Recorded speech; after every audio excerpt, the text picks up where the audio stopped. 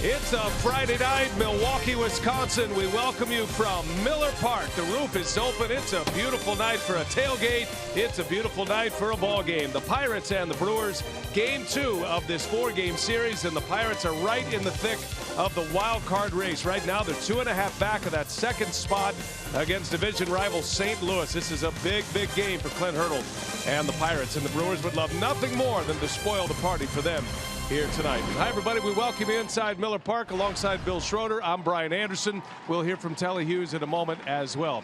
Well, we saw last night two of the great players in the game, two former MVPs, Andrew McCutchen and Ryan Braun, do what they do best. And what they do best is kind of flip the script a little bit when the game's on the line. And certainly McCutchen was that guy last night. Yeah, and if the Pirates hope to get into that wild card spot, Andrew McCutchen's going to have to pick it up a little bit, because so far this year he's been underperforming. And one of the reasons is throughout his career he's been a very good opposite field hitter. You can see what he's done this year. Only 24 hits to right field. Unfortunately for the Brewers, 2 of those 24 hits came in last night's ball game. Here's his first at bat. He can pull the ball, a fastball, a curveball in on him. He drives it into left field, out of the ballpark, and then later in the game, 2 fastballs away. McCutchen doing what he does best. That's not something he's been doing a lot of so far this year, and hopefully the Pirates are thinking he's going to continue to do a little bit more in that. So Ryan Braun having a tremendous season. You can see what he's been able to do as far as his spray chart. Center field, most of his hits, stays on the ball particularly well, and the right field. Most of his home runs have come to center or to right field. No matter where you pitch this guy, he's going to be able to hit the ball out of the ballpark. Stays back nicely, hits the ball where it's pitched. That's what makes him so difficult to defend. There's no one way to set up to defend him, no one way to pitch him, and that's why he's having one of his best seasons. Swings like that, going to the opposite field with power. Two of the best fastball hitters in the major leagues as well, McCutchen and Ryan Braun, those two on display tonight. It's the Brewers and the Pirates. Plenty of speed on the bases as well. Both of these teams like to run, and we'll get into the stolen base talk coming up next with Craig and Davey right after this as we make our way to first pitch.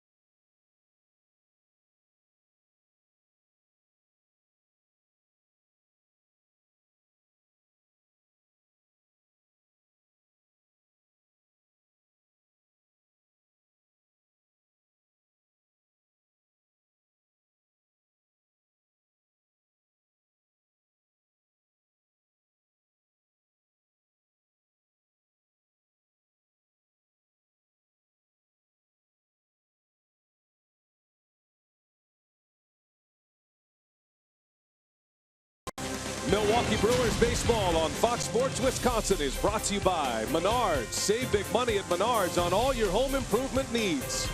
By your local Toyota dealers. Toyota, let's go places. And by Miller Lite, the original light Pilsner. Cheers, it's Miller time. Beautiful night here in Milwaukee at the lake and at the ballpark as well. It's Retro Friday. The Brewers wearing the pinstripes here tonight. Looking forward to that against the Pirates.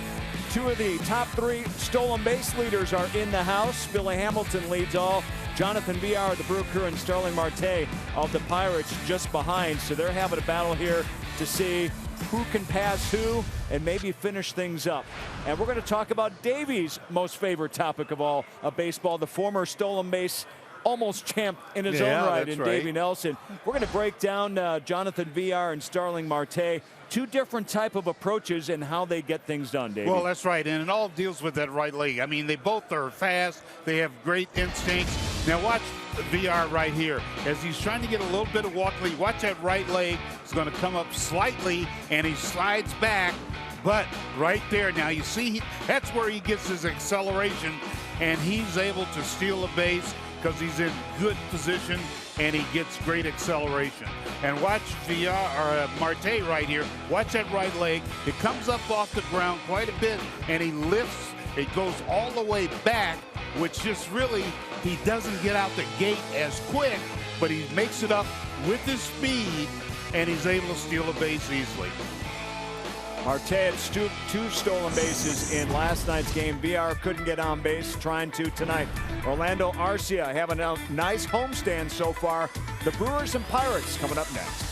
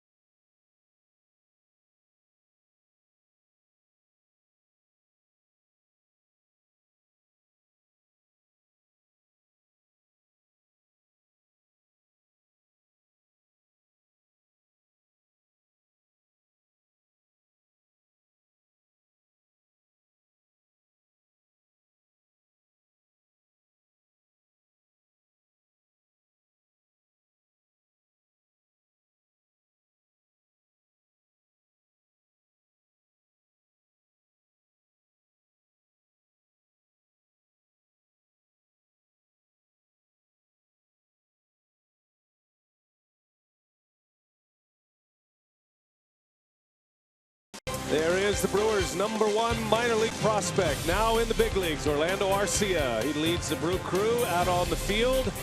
22-year-old shortstop ready to go against the Pirates tonight. Tonight's game is presented by Potawatomi Hotel and Casino. What a beautiful Friday it is. Beautiful sky up above. The roof is open. Clint Hurdle and the Pirates snapped a 9-game losing streak here at Miller Park with a win last night.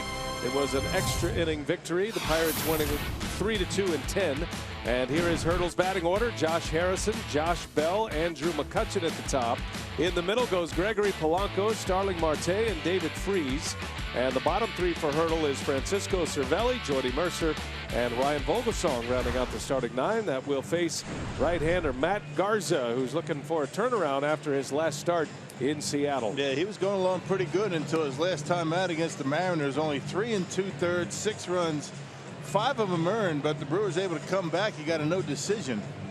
Now making career start number 12 against Pittsburgh, a career 3-4 record against the Pirates.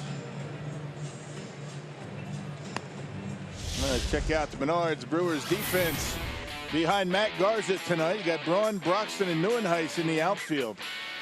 You got V.R. Arcia on the left side, Jeanette Carter on the right side, and Martin Maldonado, who had last night off, back behind home plate. Well, Kurt Neuenhuis with a big home run last night, 2-run shot in the 7th. Hit it over 460 feet last night, and Neuenhuis tied the game. It was a good ball game. The Pirates won it in 10 innings. Andrew McCutchen drove in all 3 runs to win for the first time in Milwaukee this year. So here we go. Friday night, game 2 of the series. Garza against the Pirates. Josh Harrison leads off for Pittsburgh. And Garza ready to go tonight. First pitch on the way, and it is in there for a strike. Harrison batting .270. Low on base percentage at .297, but Hurdle feels like he's his best option as a leadoff hitter. He's not giving you the big on base percentage, but he does have a little sock, and he runs extremely well.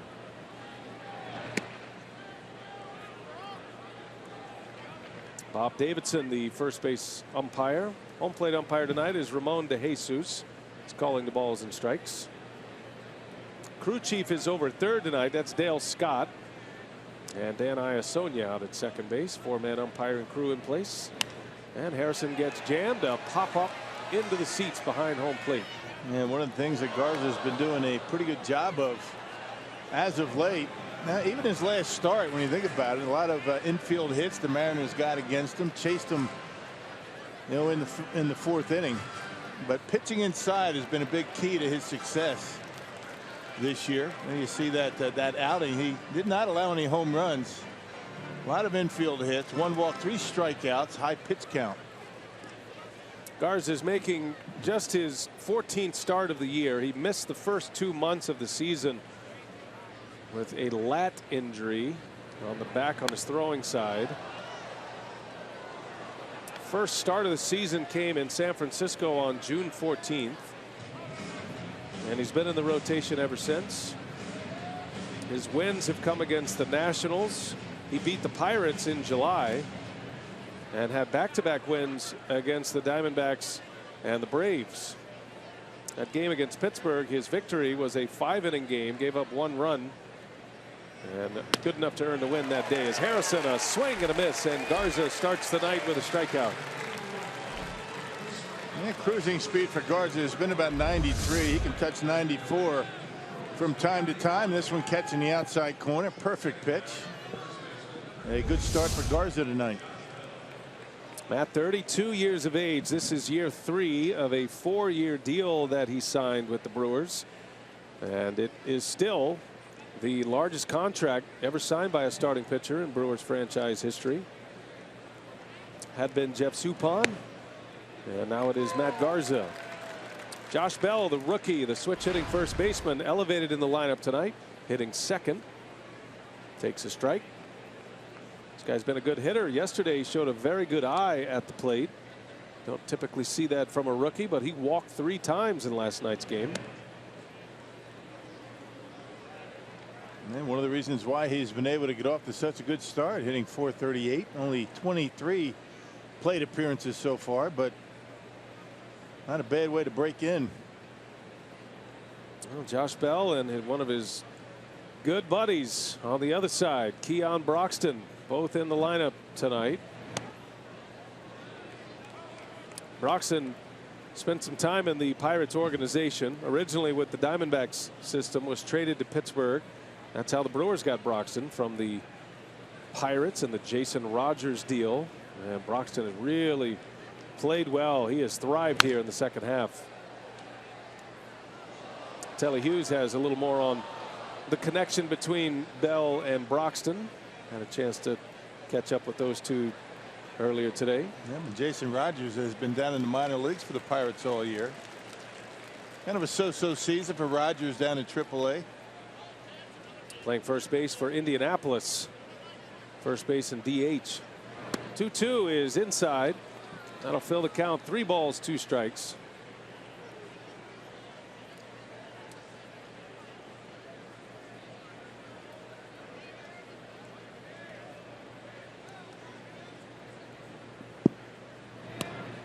And that one misses, and Bell walks again, his 4th walk already.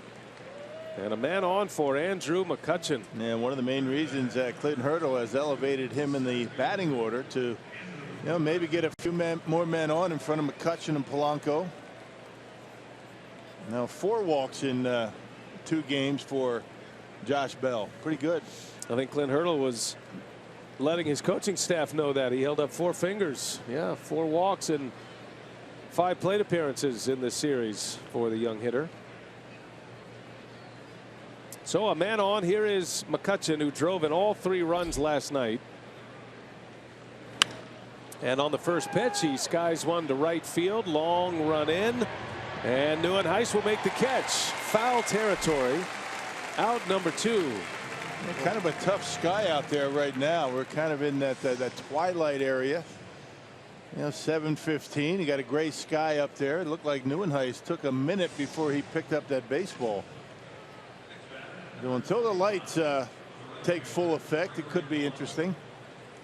Hey, don't think about Miller Park as a ballpark affected by twilight, but I see your point, especially this time of year. And Nieuwenhuis, a very good outfielder. Started in center field last night, right field tonight. He's played all 3 outfield positions. Very reliable out there. 2 gone. Here is Gregory Polanco. He is the lone lefty in the lineup tonight. Bell is a switch hitter. But this is a lineup stacked full of right-handed batters for Garza.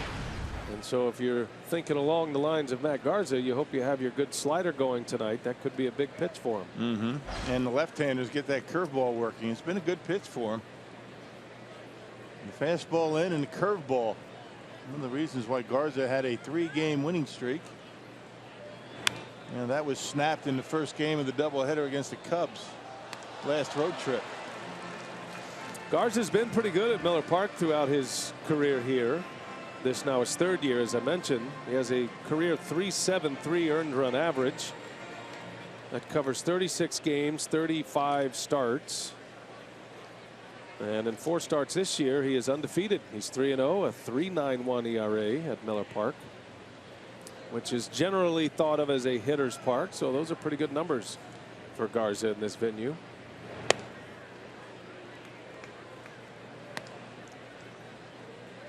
One thing to note tonight, 2 days ago, Garza and the rest of the pitchers were out doing pitcher fundamental practice. So they were taking throws to first and all kind of ground balls, throwing to different bases. That has been a long time problem for Garza. He executed all of those throws in the fielding practice perfectly. There's a punch out. No fielding needed. A strikeout to Polanco, and Garza off to a good start. Scoreless inning with a couple of Ks. And now the Brewers coming up for the first time.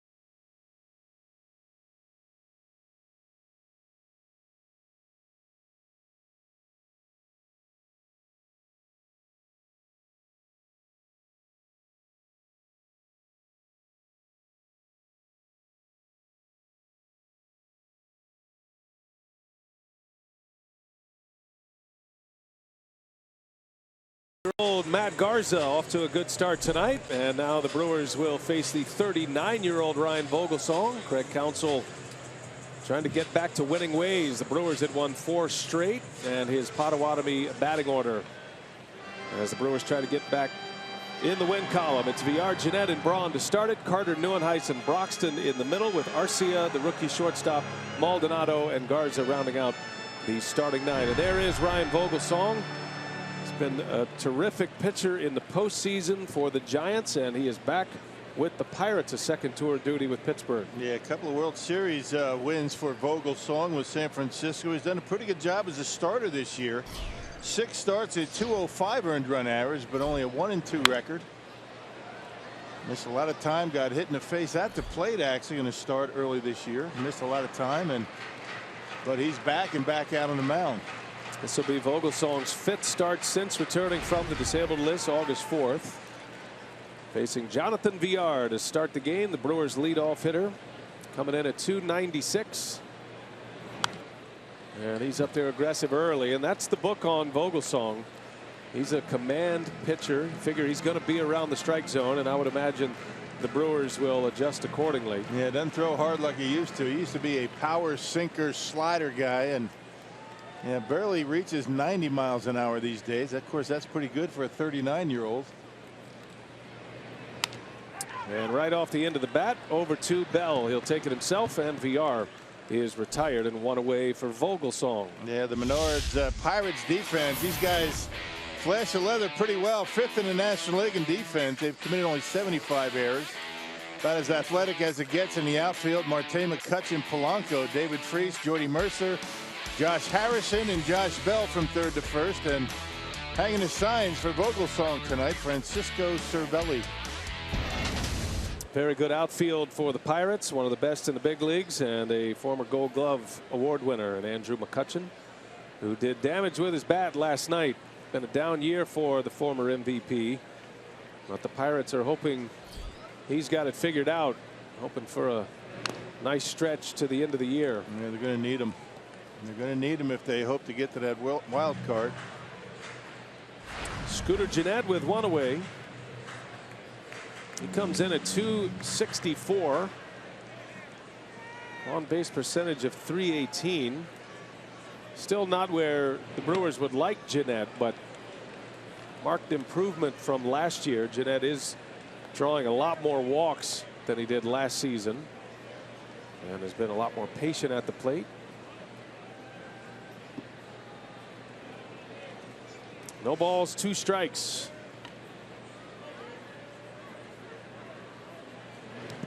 And that breaking ball misses low. Now Gennett has been a platoon player first couple of years in the big leagues. Hit .289 in 2014. He's had a career high in home runs this year. He's been essentially an everyday player. Batting average right at the same level. The difference is he's playing every day, and he's getting starts against left-handed starting pitchers as well this season. Yeah, and he did not play against lefties back in 2014. That's why that batting average is up around 290. Lefties, righties in there every day and doing a pretty good job at the plate.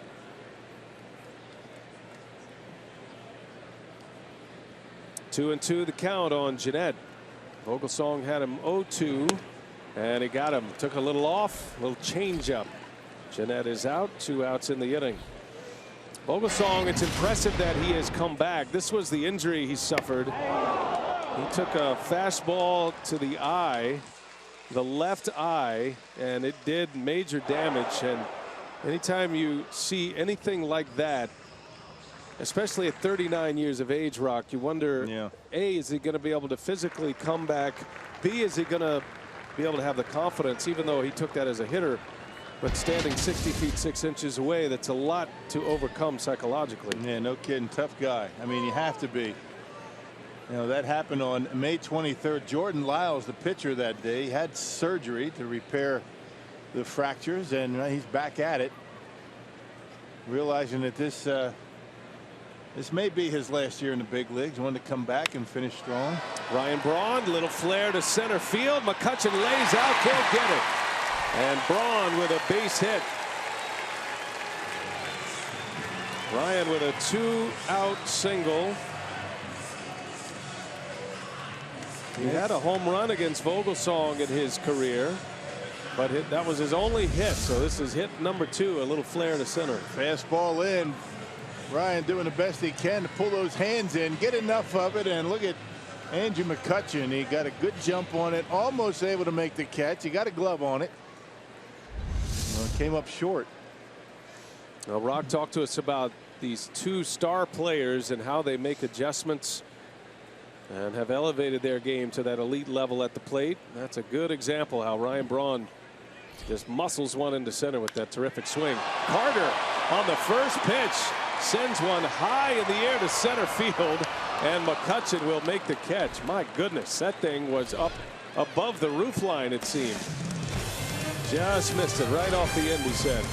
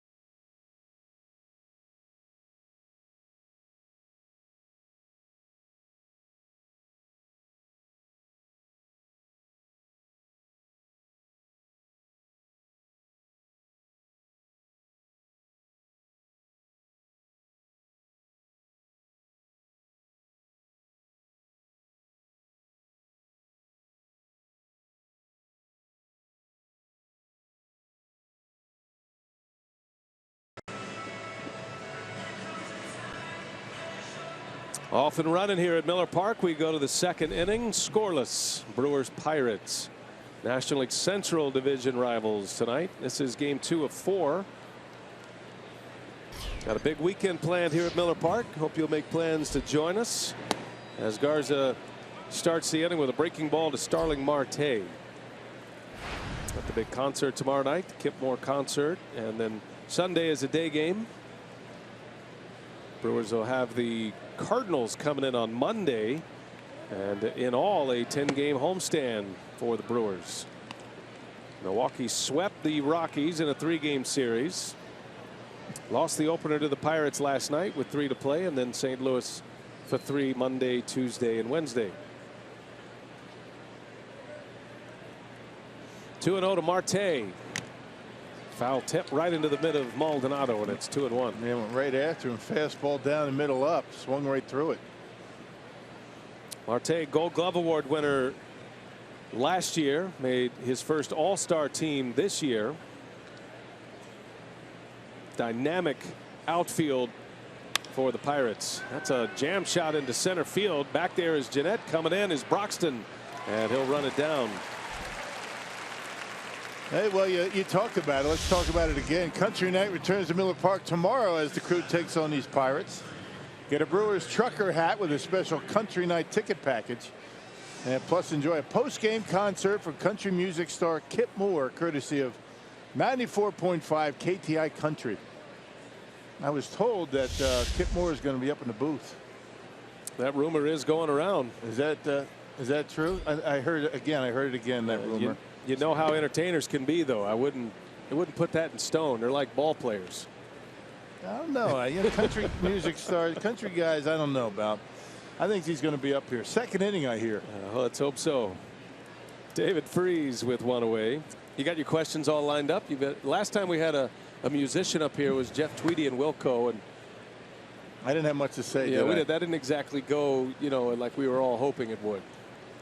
Probably because the first thing out of his mouth was he's a diehard Cardinals fan. Yeah, kind of shut me down right away. That got you up in the saddle a little bit. So Kip Moore, if you're listening, if you're a diehard Cardinals fan, or anybody else for that matter, just keep that to yourself. Yeah. Rock's got a lot of player in him still, and we got to remember that. Talking about some beer money, talk about a truck. We could talk about all that, but not Cardinals. Now he's talking your language. There's a strike to Freeze. That's going to be fun tomorrow. Miller Park, to be a great crowd here, and you get the ball game, you get the concert. Those concert series post games have been a big hit over the last few years here in Milwaukee. That is a called strike 3. And Garza rings the bell on David Freeze. Yeah, didn't like the call, but it was on the plate, right on the edge, down at the knees. Perfect pitch for Garza. He's got good location so far tonight. And Ramon De Jesus is calling the strikes. You like that? Got to reward pitchers for command like that. That's that Hall of Fame corner down there. At the corner, at the knees. If you can pitch down there for a career, that's where you'll end up in Cooperstown. Yeah, we just got scolded by Bruce, you know, before the game, talking about calling pitches up here. All I told Bruce Fleming, I'm looking at Fox Tracks. It's technology. It's electronic. It's not anything that I'm making up. Right, you're welcoming in the technology age. Bruce Fleming came in and yeah, he scolded us a little bit, all in good fun, but there's a serious nature to it. A little passive aggressive, I would say. There's a ground ball to short. Cervelli out to Arcia. Routine 1, 2, 3 for Garza. We love Bruce Fleming, the crew chief. He's here supervising tonight.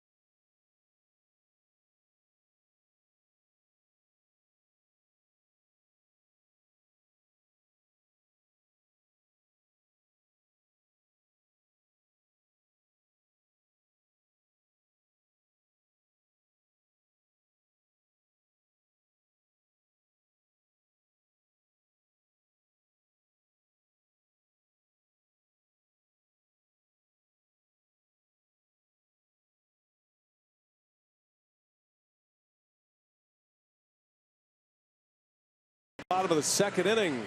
No score here at Miller Park. Last night, Nieuwenhuis stepped up. First pitch he saw, down 2-0, and delivered this one deep into right field. Powerball home run number 12 for Kurt Nieuwenhuis. That tied the game. Brewers weren't able to muster any more offense. Good pitching on both sides last night. Nieuwenhuis has hit 10 of his 12 home runs here at Miller Park. That tied it in the 7th. Pirates won it in the 10th. Willie Peralta, Chad Kuhl were the starters. Neither factored in the decision. And the first pitch from Vogelsong is in there for a strike. The winner last night was Antonio Bastardo, the left-hander, who pitched the 10th inning. or rather the 9th inning, I should say, and then Tony Watson earned a save. And he's got 8 saves now for the Pirates after the trade of Melanson to the Nationals. Carlos Torres took the loss for the Brewers. He's been pitching so well. But Andrew McCutchen got him yesterday. And for the first time this year, the Brewers have lost to the Pirates at Miller Park.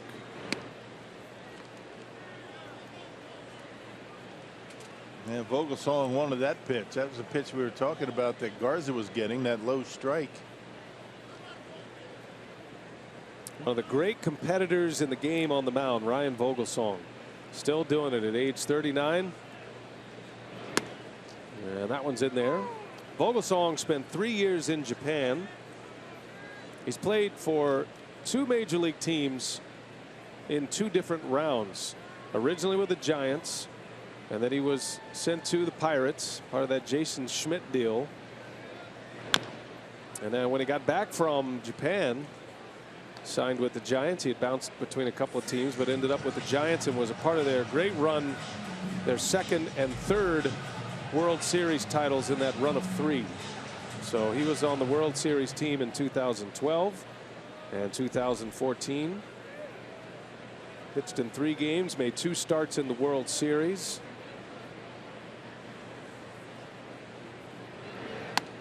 And he strikes out Neuenhuis for the first out. Went up the ladder with a fastball.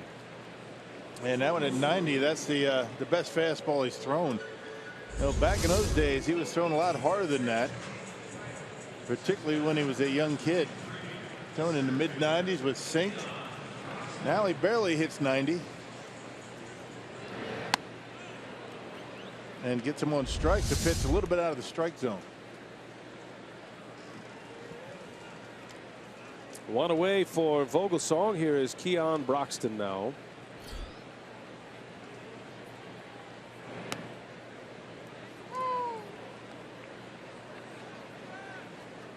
Now got to be a thrill for Broxton to find his name in the lineup, matching up against his old team, his old organization. Pirates brought him to the big leagues for the first time last year.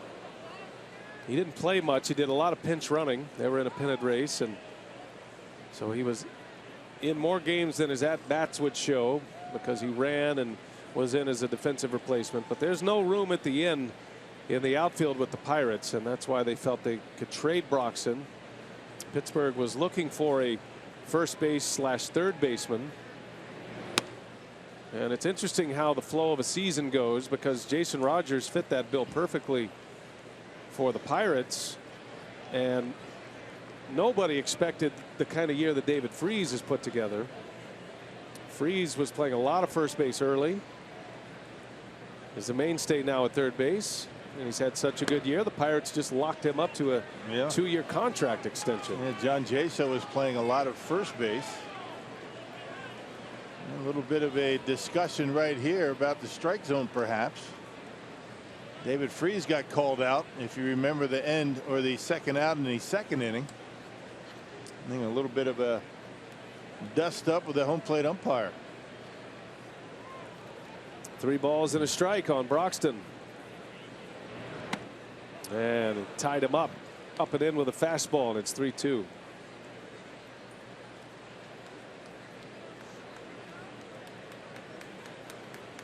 It was David Freese at first, John Jaso. Now it's Bell getting an opportunity, and gonna have to nail that spot down. That's a big run producer's spot, and Jaso just wasn't getting it done. That one misses inside, and Vogelsong not pleased again. So let's see how close these pitches are from Vogelsong. The Pirates are very vocal right now with the home plate umpire. Just a little bit down and out. I mean, just by a fraction of an inch. Number 4 was the one that Vogelsong really wanted. That's when David Freese started to walk in. 4 was off the plate. Hey, but that 3-2 pitch did not miss by much. Good take by Broxton. He draws the walk. That'll bring up Arcia now. Broxton, a base stealer at first. Let's see if he's on the move. And that gets by Bell. Takes a big bounce. Broxton on his way to 2nd. Vogelsong just handcuffed the first baseman. Yeah, that's not that bad a throw. I think Bell should have had that. They get a walk, an error. Somebody's going to get an error, either pitcher or Bell. I think he was surprised at the throw. I mean, that's not an error on the pitcher. You can see Vogelsong's reaction. Got to catch that baseball. That's got to be an E3. Yeah, I'm with you. Officially it goes as an E1, but That's official an E1? score having a chance to look at the replays. We'll see if it changes. Right now it belongs to Vogelsong. And now they've just changed it to an E3. So after getting a look at the replay, it belongs to Bell. Either way, runner at second, 1 out. And Arcia pop up in the infield. Cervelli never saw it. And now Vogelsong in to make the catch. Cervelli never saw it. The first baseman Bell was just pointing up to the sky. He was not running in to make the play, and the pitcher actually makes the catch. That's not something you see very often. Check out Cervelli. He's looking all over the place. We mentioned that it can be a little bit difficult to see a ball up in the air right now. Cervelli finally sees it, almost takes out his pitcher. With Vogelsong able to make the catch. That's a nice play. It's one of those deals that those who watch the games, and I get this question a lot, but pitchers just don't make plays on pop-ups. They're told to escape, evacuate the premises. Especially when the baseball or the pop-up is around the mound. That can be a bit challenging for anybody, particularly a guy that's not used to catching pop-ups. But on a play like that, you have no choice. They're athletes, right? Let them catch a pop-up. It seems like such an easy play for a pitcher. Well, they're going to walk Maldonado to get Garza to the plate. Clint Hurdle taking no chances with the pitcher due up next.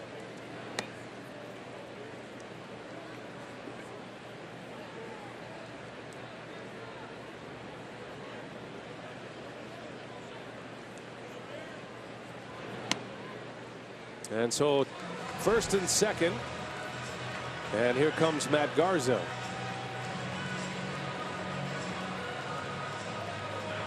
And Clint Hurdle doesn't incorporate the intentional walk all that much. That's only the 21st time this year. One of the fewest in the National League. And I'd be a betting man to say the majority of those have come to 8th place hitters with the pitcher due up next. And the Phillies have issued the fewest, 18. I'll see if Garza can strike oil here. Not much of a hitter. He only has 1 hit all year.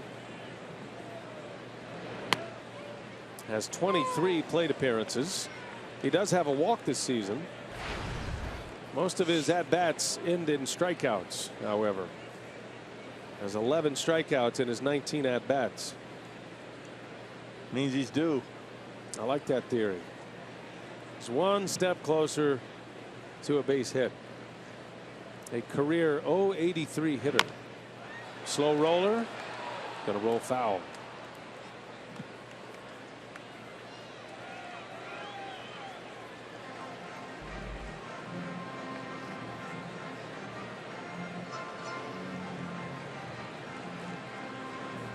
Full schedule in the big leagues tonight. We'll bounce around, see what's happening in the major leagues on this Friday night. A lot of good games, a lot of pennant race games going on, including ours here tonight with the Pirates pushing for that wild card spot. They're right in it, 2.5 back to start play today. The team they're chasing, the Cardinals, they are home tonight. St. Louis has an early lead on Oakland in an interleague game. 2-1 Cardinals in the second. Got Cubs Dodgers tonight. Braves are in San Francisco. Giants got a near no-hitter last night. Well, Matt Moore, what a performance. Yeah. Got to the 27th out. Toughest one. A little flare single by Seager. Garza strikes out. Cervelli secures it at first, and that will retire the side. Brewers strand 2, and we go to the 3rd inning scoreless.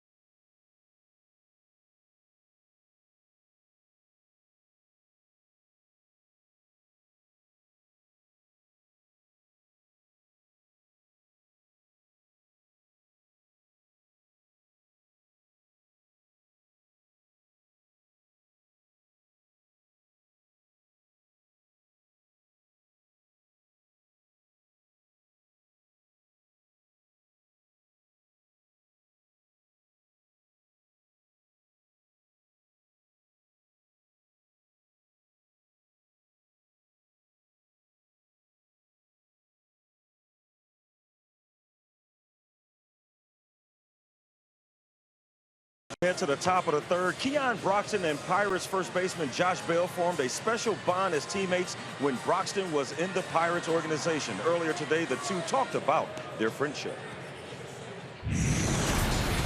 It's definitely my boy. We had a lot of fun playing with each other the past couple years.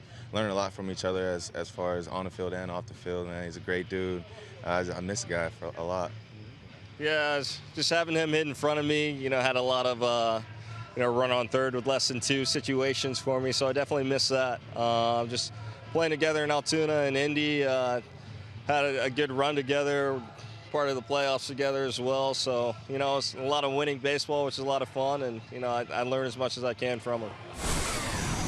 BA and Rock, I'm not sure who else was on that team, but with Broxton and Bell in the middle of that lineup, they had a lot of pop, and I can see why they had some playoff runs when they were in the AAA level with the Pittsburgh Pirates. Of course, that's in Indianapolis. Yeah, that's a great story. These friendships, they'll last a lifetime as well. And they both had dreams to play in the big leagues. They probably thought they'd be on the same team in the big leagues, but as it worked out, they are opponents, but they're here realizing their dreams every day. It's a great story. Altoona, what he referenced there, Josh Bell referenced Altoona, which is the AA team, and then Indianapolis Indy is their AAA affiliate in the International League.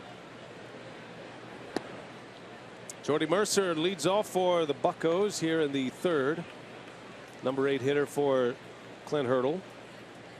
Outstanding shortstop. Pitcher due up next, and then Josh Harrison, the leadoff man, to follow. You know, it's those relationships and the times you have down in the minor leagues. I remember in my days back in the minor leagues, some of the most fun times I've ever had in my life. I mean, not a lot of pressure. You just go out there, you play some baseball. You're not making a lot of money. Of course, that's a little bit different these days. These guys are making a few bucks. But a little bit different in the major league. A little bit more pressure, a little bit more results-oriented in the major leagues. And guys will tell you, nothing like the minor leagues as far as just having fun playing the game of baseball, hanging out with the guys. It's the place you want to escape the fastest, but the place that some of your greatest memories come from. There's a wave and a miss. Garza has got a good breaking ball going early tonight. And a strikeout of Mercer. Garza with his 4th K already. Yeah, that slider out of the zone with 2 strikes. That's exactly where you want it. Down out of the zone, and you get the swing and miss. Guys will chase when they're down in the count. And he's doing a good job of it. Already 4 punch outs. First time through the batting order as the pitcher steps up. Garza has issued just the 1 walk. That was to Josh Bell.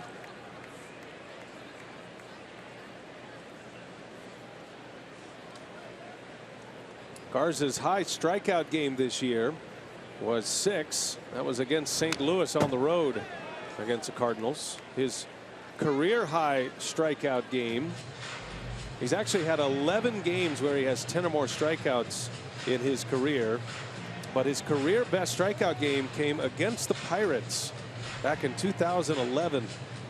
Had 12 punchouts that season as a member of the Cubs.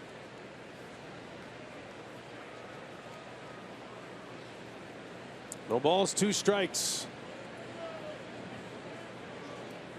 Vogelsong with that protective brace on his helmet, and down he goes. Number 5 for Matt Garza. 2 gone in the third.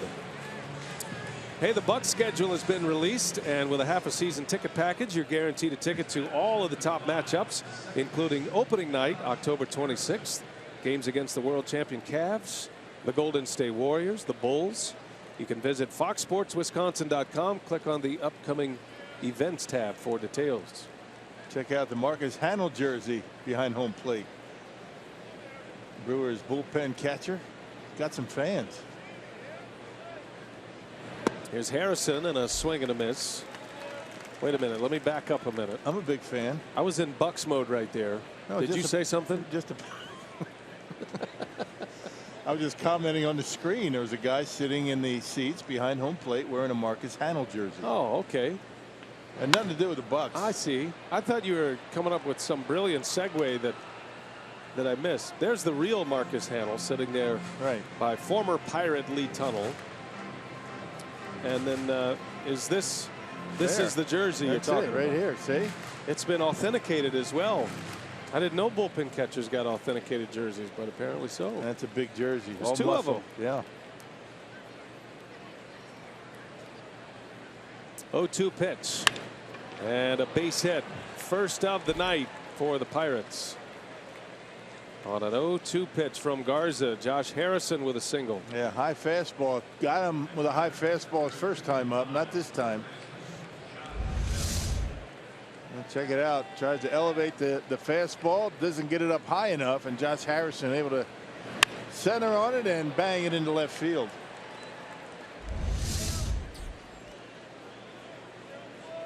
Segways, that's your deal up here, isn't well, it? yeah, I was. Normally, I don't do that. That's what you threw me off. Just kind of comment on what's on the screen and what you talk about. I was trying to remember what I was going to ask Telly about the Bucks this year, and then I forgot. There's a strike to Bell. We wish the Bucks the best. We hope they have a great season this season. Got that new arena on the horizon now.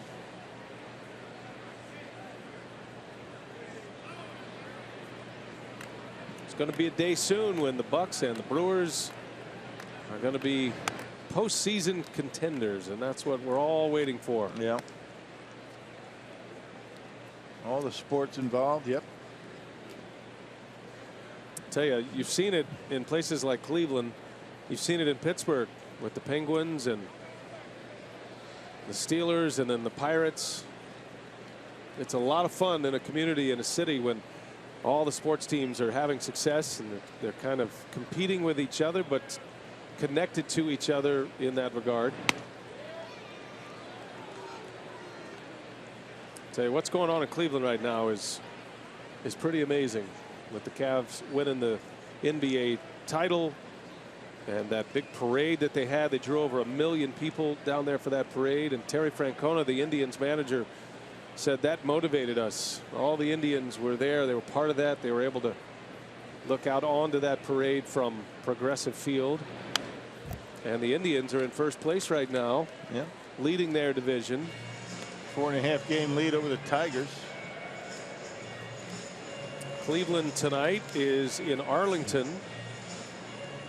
They're in game 2 of that series with the Rangers. They lead 1-0 in the 3rd inning.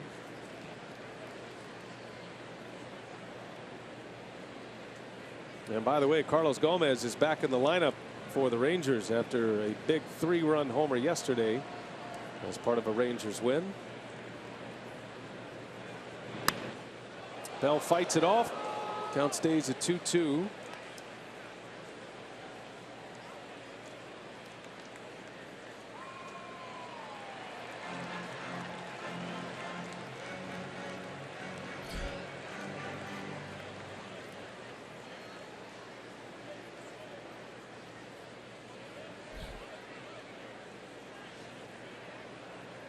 Bell only 24.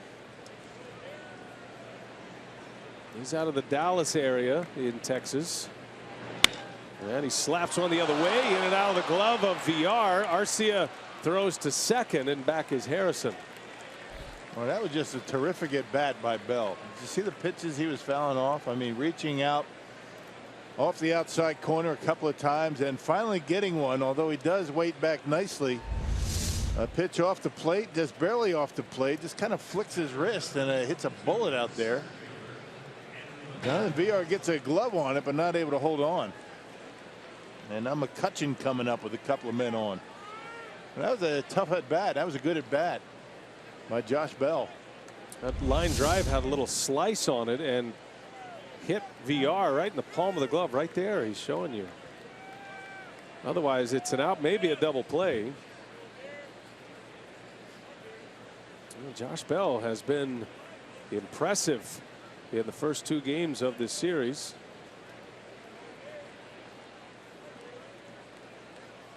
I said double play, 2 outs in the inning. Wouldn't have mattered. Now McCutchen is up there with 2 outs and 2 on.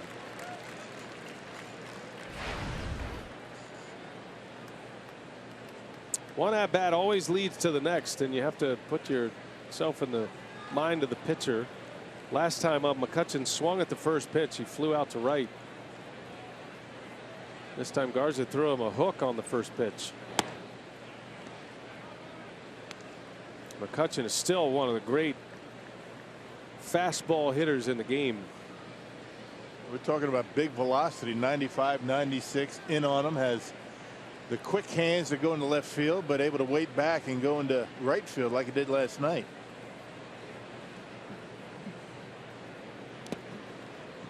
Nice pick by Maldonado. Keeps the runners at first and second. Don't have any time to get down on your knees and block it on a fastball. You just don't anticipate it. Good pick, Johnny Bench style. And Maldonado taking a peek out to Garza.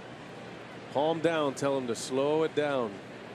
That's a great look at all the things that a catcher is responsible for. Good ones are anyway. Yeah, Garza overthrew that fastball, and Maldonado trying to get him back to where he should be. Maldonado is about as animated as any catcher in the big leagues. He really takes to heart getting a pitcher through a game. That's a big deal for him every single night. And when a pitcher loses or gets roughed up, he feels it as much as the pitcher does. So he brings all the physical tools, the blocking of balls, the throws to second, the pick he just had, but also that psychological game as well. Got to be part sports psychologist to do that job.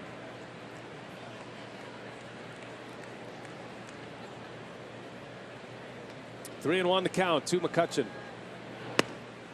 In there, strike two. Slider right down the middle. And McCutchen looking fastball took it. That's the same pitch that he had out of the ballpark his first time up last night. Deep into left field.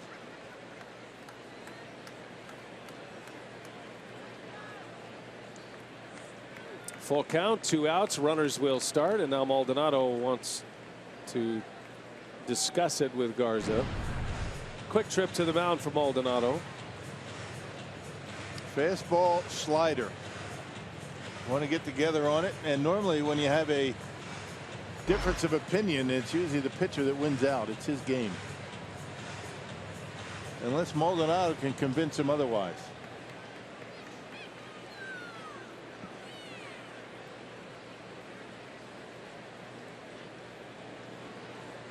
Maldonado directing Scooter Gennett. 3-2 pitch, runners go, and McCutchen fouls it away. And I was just getting ready to say he's trying to move Scooter over toward the hole, which means a fastball's coming. And that's exactly what he threw. He was moving Scooter over. Remember last night, those 2 base hits for McCutchen to drive in runs, almost in the spot where Scooter Gennett is right now. So he moves him over, they throw the fastball. Now if McCutchen sees Scooter Gennett moving over, he might give him an idea it's going to be a fastball. Yeah, great point. The Brewers had a shift on. They had a dramatic shift the first time for McCutchen. Runners go again. The pitch is low, maybe a little outside. No, that was a good pitch. And McCutchen draws the walk. That's the same pitch that DeJesus rung up David Freese. Check it out. I mean, this is a perfect pitch. And Fox Tracks has it borderline on the corner. Got to ring him up on that. How do you take that? Really? Yeah, that's going to bring a visit from Derek Johnson. What's a guy supposed to do, right? Well, Garza had 2 quick outs with strikeouts. Had Josh Harrison 0-2. Gave up a single. Josh Bell with a infield hit. Now McCutchen is walked, and suddenly Garza's in trouble here in the 3rd. And a visit to the mound by the pitching coach, Derek Johnson.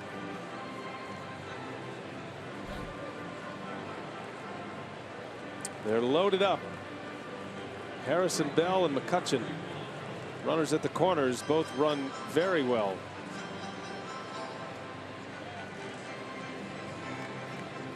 Gregory Polanco now a strikeout victim in the 1st.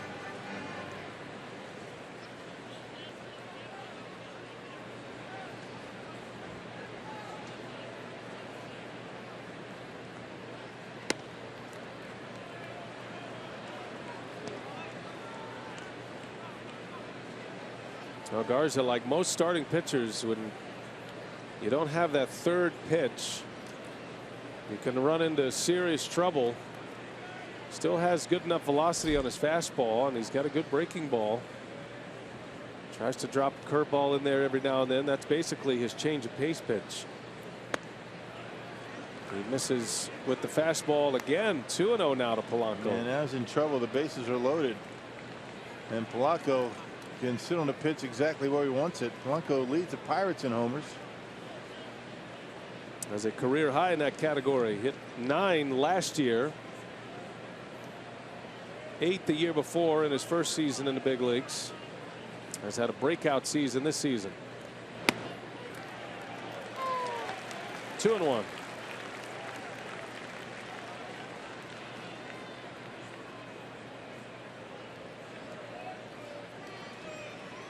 Harrison battled with a 2-out hit. Bell with an infield hit, a line drive off the glove of VR, and then McCutchen the walk. 2 balls and a strike. Big swing, throw to second. Bell is back. 2-2 on Polanco.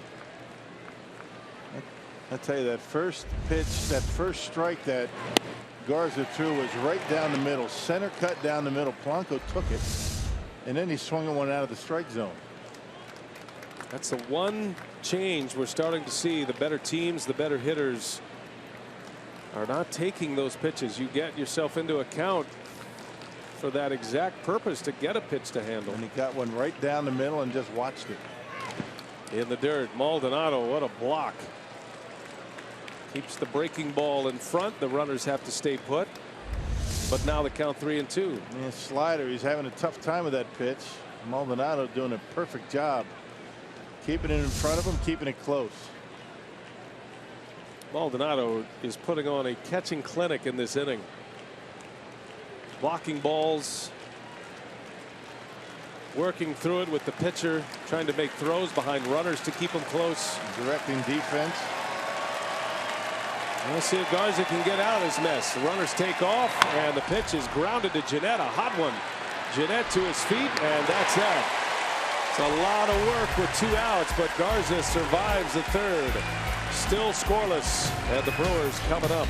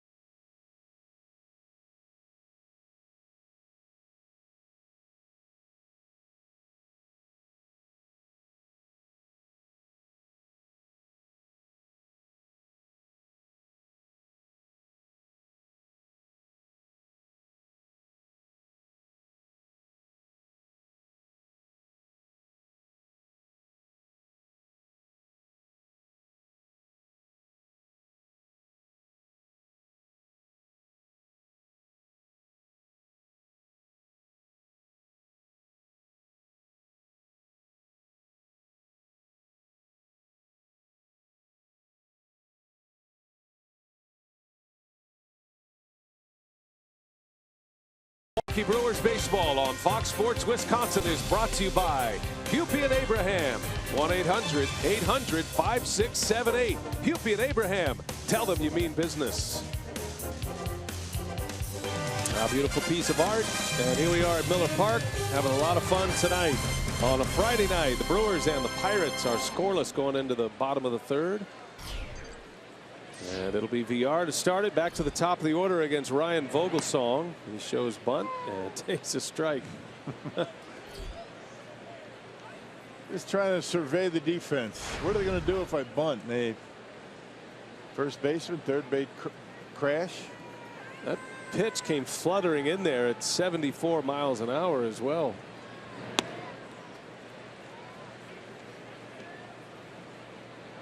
About as loosey-goosey in the batter's box that you'll ever see anybody. Jonathan Villar, very relaxed. You see the difference in speeds for Vogelsong, fastballs and curveballs.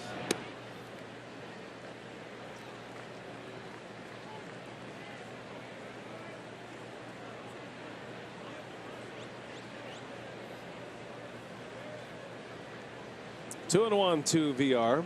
Bounced out his first time up. In the air to left. And easing back is Marte. One away.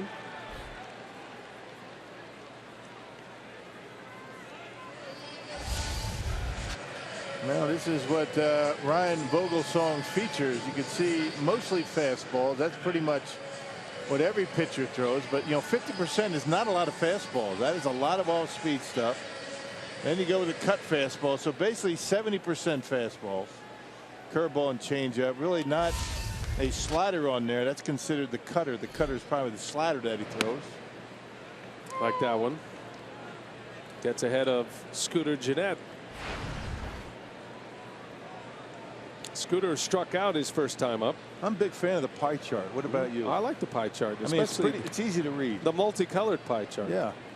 Especially when you're narrating. Just meandering through. School starts next week. It's a good time to break out the pie chart. Break out the pie chart, right? He took us through the spray charts in our open. Yeah. You're all about the charts tonight, partner. You got to go to the bar graph next.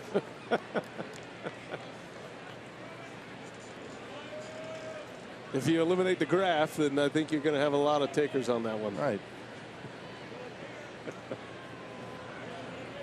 2 balls and a strike on Gennett.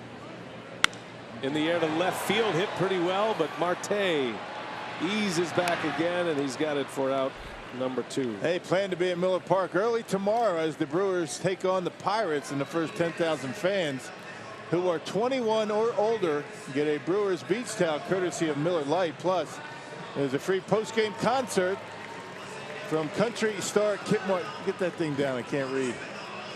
Great seats are still available at Brewers.com. See if I can make a rock disappear. Nope, he's still there. Put beer and put money down on the bottom. That's Kip Moore. Beer money. Not for the children, though. 21 and older. We may need that on the next road trip. Would you like me to disappear? I was trying. I think it's not going to be me disappearing. So every play-by-play guy's dream is to just do it by, right, yeah. do a game by himself. I believe you're going to be disappearing after tonight's game. I am. I'll be gone for a couple of days. Matt LePay's coming in for the weekend. We wish him well. Where are you going? I'll be headed to Los Angeles. We've got the Cubs and the Dodgers on TBS Sunday. That's going to be a lot of fun. Nice. John Lester and the most often used pitcher for the Dodgers recently, TBD, to be determined. Cubs are only 36 games over 500. In cruise control, right?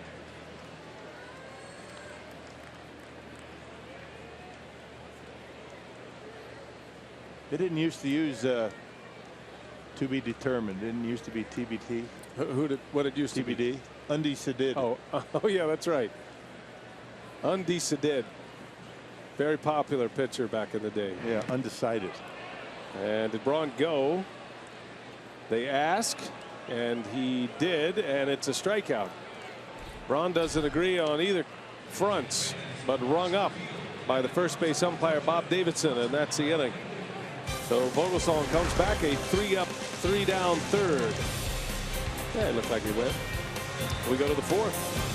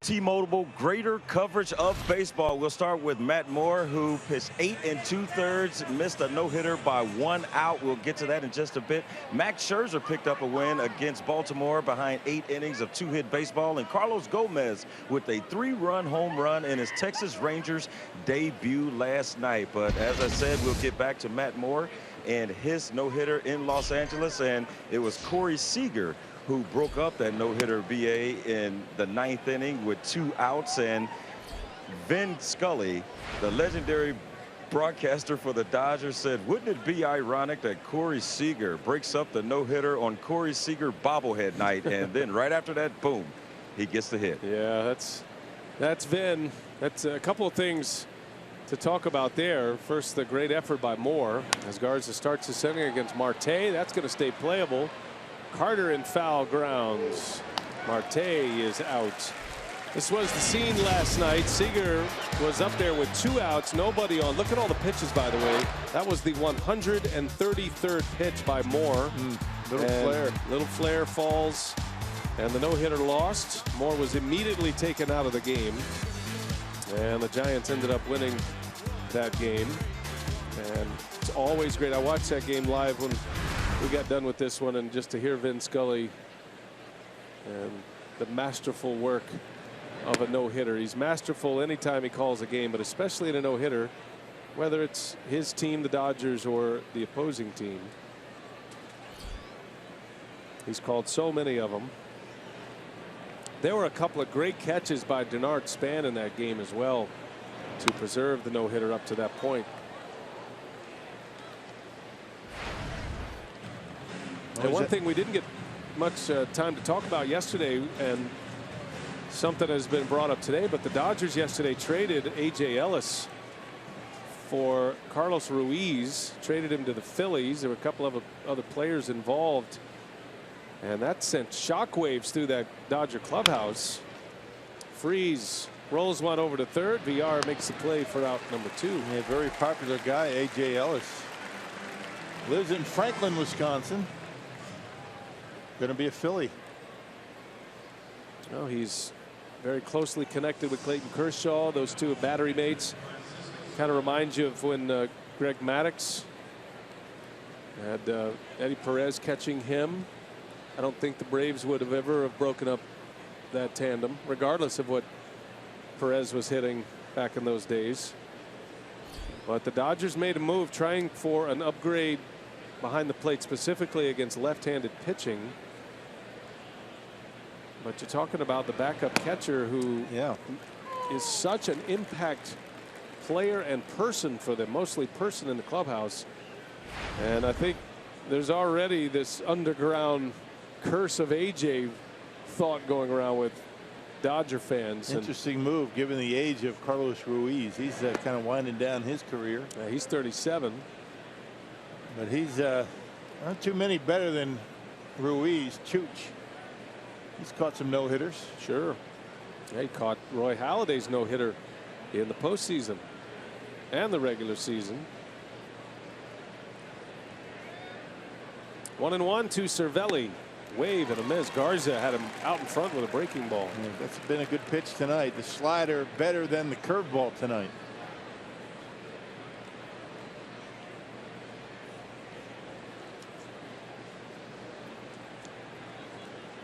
Garza stranded, the bases loaded last inning. All 3 runners reached with 2 outs, and then he got Polanco to ground out.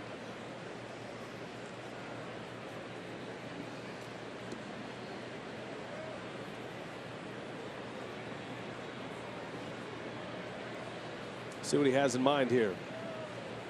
1-2 the count. And a fastball back up the middle, base hit. Yeah, 2 outs, nobody on. Last inning was trouble for Garza. Just couldn't. Tough to get that final out. He ended up loading the bases, got out of it, but 2 outs, nobody on. A base hit for Cervelli, right back through the middle. Yeah, and in both innings, they have been hits with 2 strikes against Garza. And that'll bring Jordy Mercer to the plate now. No score. We're in the 4th. Vogelsong against Matt Garza tonight. In the air to right, slicing, well hit, and it'll slice foul in the seats.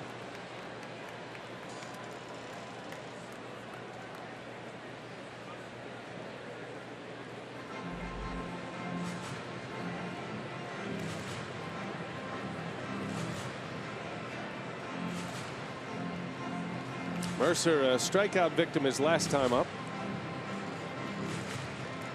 He's hitting .263. He's a good 8th place hitter. He does walk a lot. On base percentage over .340.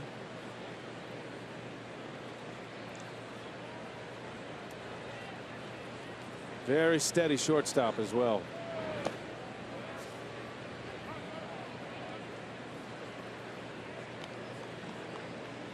Hey, I don't hear a whole lot about Jordy Mercer, but when they lost him last year, that was a big hole in their defense.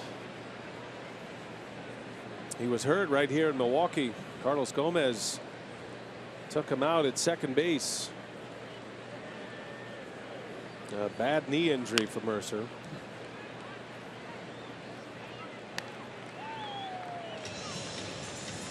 Pirates lost 2 infielders last year, Mercer and Jung Ho Kang.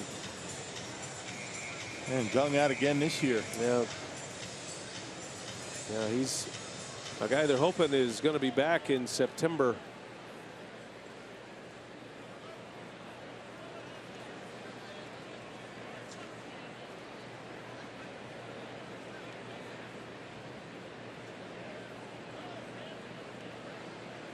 One and two to Mercer. Got a runner at first.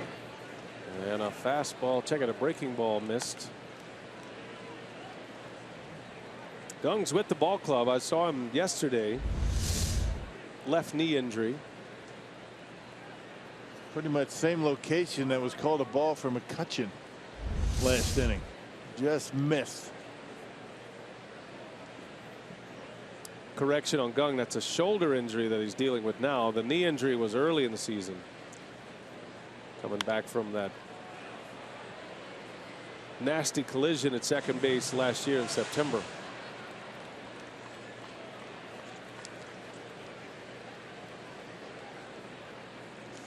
It'll be interesting to see what they do with Gung when he does return. Do they move Freese back over to first base?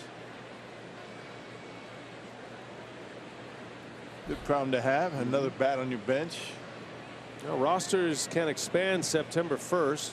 Minor league season ends Labor Day, September 5th.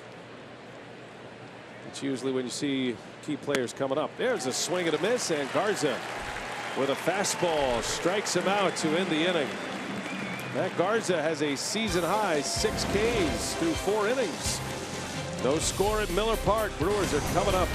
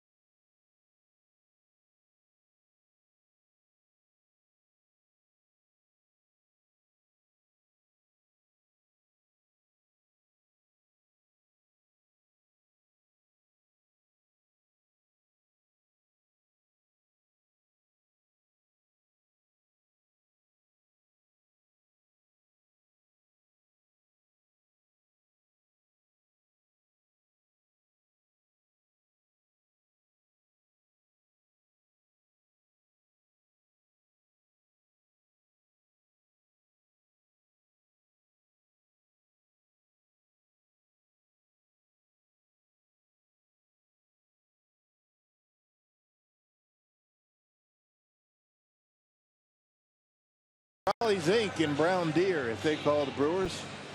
By 8 o'clock tomorrow morning, they get 40 tickets to a Friday night game in the Miller Lite Beer Pen. This offer courtesy of the Tavern League of Wisconsin and Miller Lite. To the bottom of the 4th inning, Chris Carter will lead off for the Crew. Flew out to center field his first time up on the first pitch.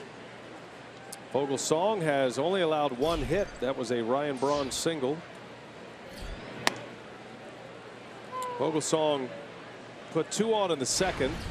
Broxton walked, and then Maldonado drew an intentional walk. Vogelsong just trying to get to the pitcher spot that inning.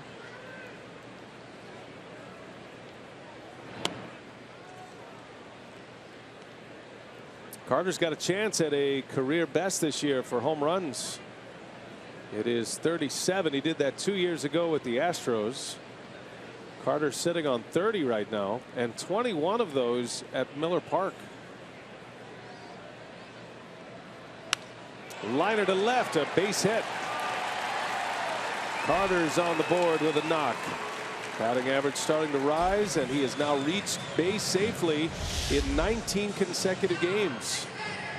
Powerball home run leaderboard has Carter with 30. He leads the National League in home runs at home with 21. Well, he's having a flurry here in the month of August. Yeah, ties a career high with 19 consecutive games reaching base safety. That's a hit, a walk, or a hit batter. Leadoff single, only the 2nd hit of the night. That'll bring up Neuenhuis.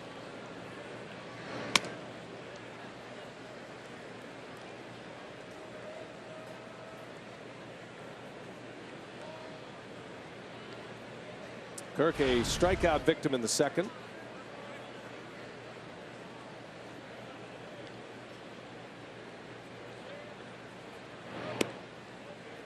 Takes a strike, a little spinner in there for strike 1.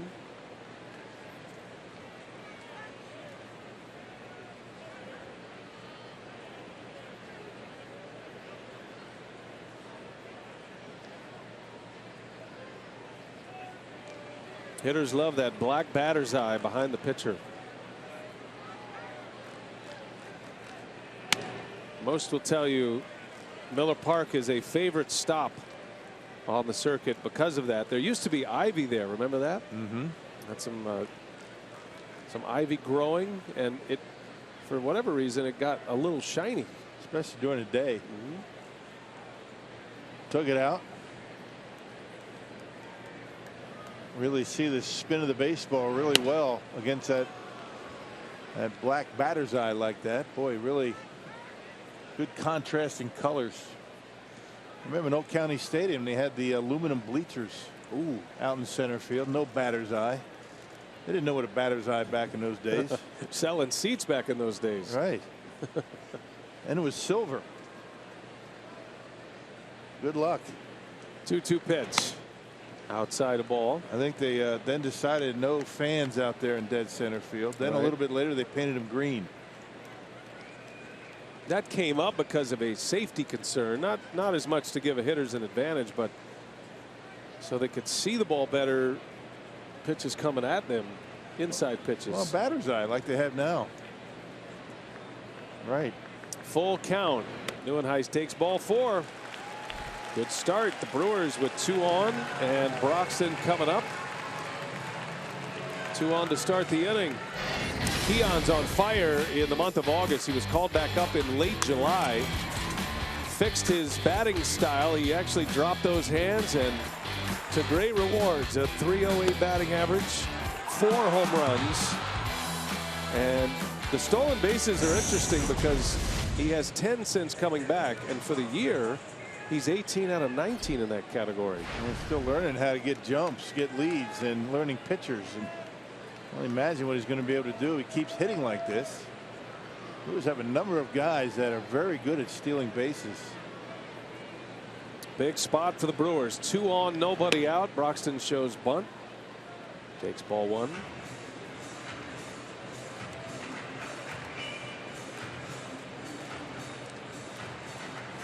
Keon has hit 11 Or has 11 since coming back steals, and then the 10 in the month of August.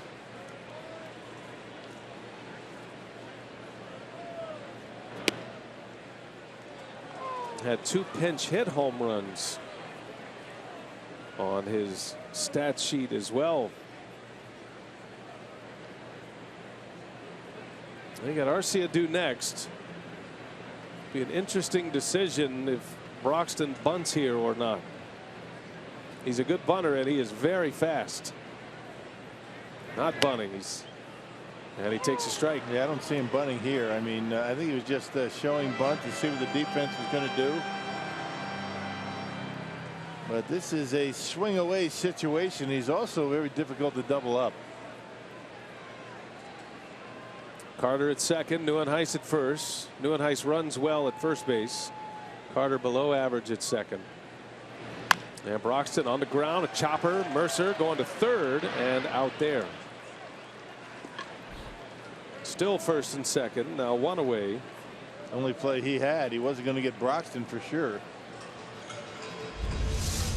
Good job by David Freese getting back, realizing that's the only play, going to third base. Jody Mercer takes the easy out, really his only out.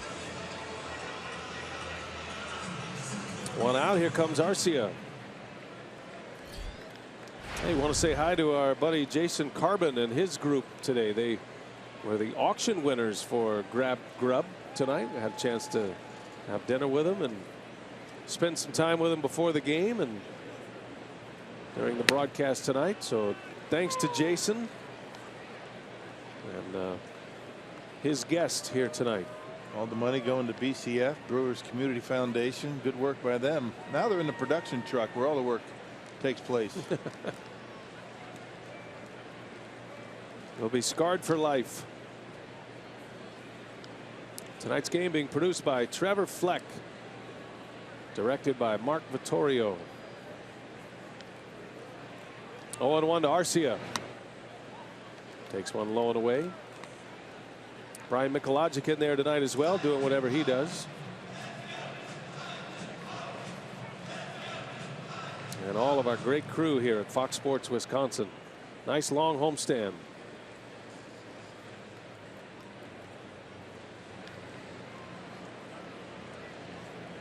2 on, 1 away. Arcia takes a strike.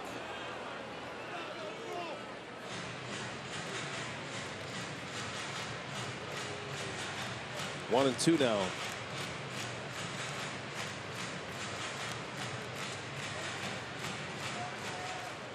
Maldonado due next. Brewers are at the bottom of their batting order. Yeah, good block by Cervelli. Okay, these two catchers are fun to watch tonight. Cervelli and Maldonado, they do a lot to help their team win. Maldonado can appreciate that smother. Man, that's what makes a good catcher. Offense, secondary. Get a pitcher through the game, you know, direct the defense and be solid behind home plate. Letting your pitcher know you can bounce pitches in the dirt with men on base. Arcia lines one over to third on a hop, and Freese is going to start. No, not a double play. A bad throw from Harrison.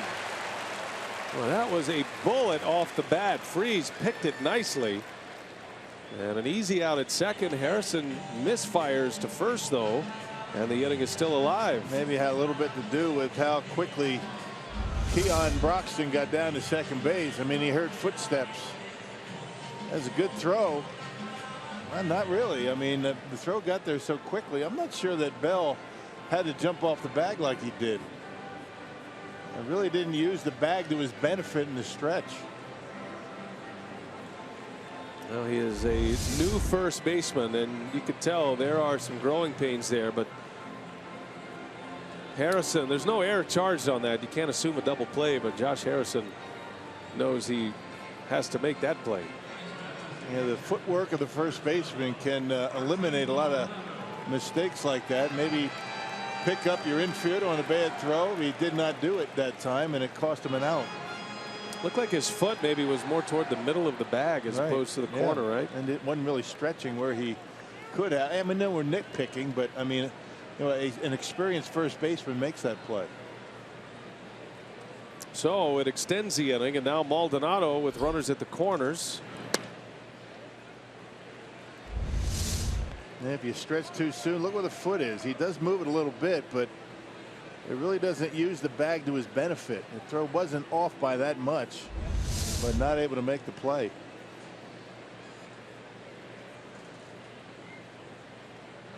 Oh, that hit him.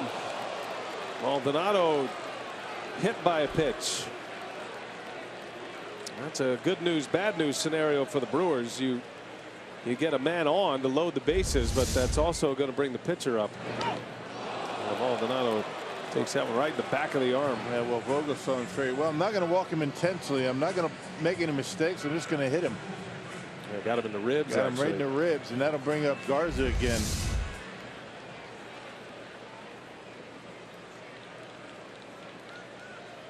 So Garza, who struck out with 2 on in the second, up there with the bases loaded, and 2 outs here in the fourth.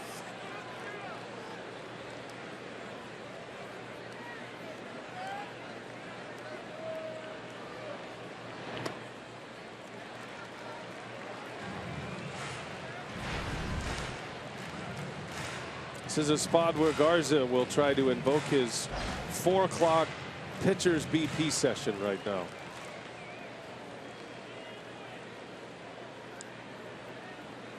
Sometimes Marcus Hanel, who throws BP to the pitchers, can be nastier than major league pitchers. Yeah, just pretend it's about 50 miles an hour and not 90. And it's 88 right down the heart. Kuz has a nasty cutter. He breaks a few bats on those pitchers. Kuz is getting a lot of airtime tonight. Yes, he is. Deserves it. His batting practice could be valuable right now. Garza with the long odds takes a strike.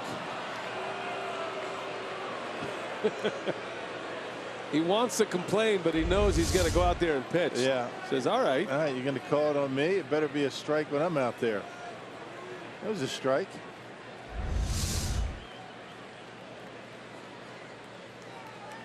The 1-2, and Garza able to stay alive. He's battling.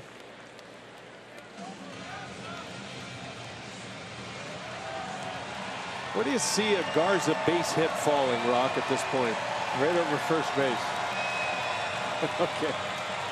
A little fister over first base. A curveball. Fighting it off.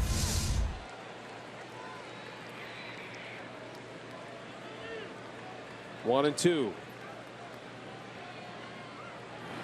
And down he goes.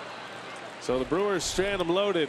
Vogelsong navigating through the order to get Garza at the plate again. Still scoreless at Miller Park.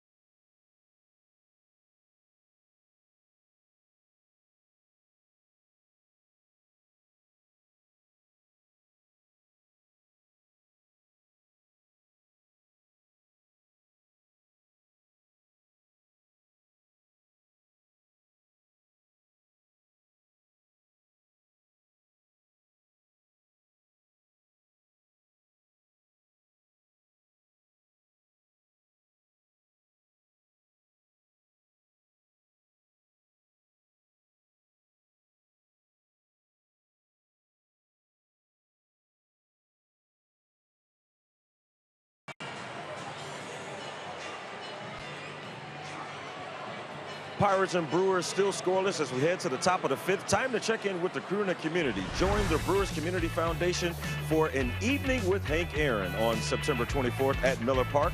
Funds raised will support Hank Aaron Chasing the Dream Foundation. This annual event is always a crowd pleaser and sells out quickly. So go to brewers.com/BCF to register today.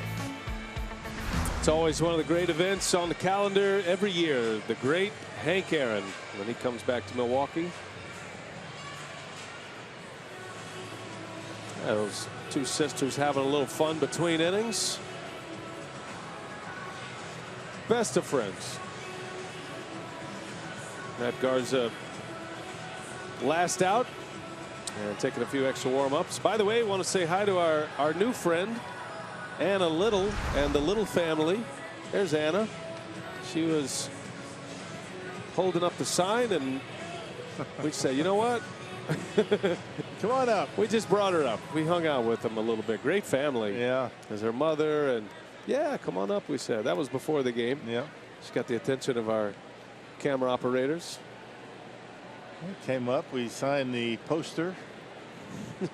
Got some pictures taken, and tried to put a smile on her face, and I think we did it. Anna's a softball player, so we got into.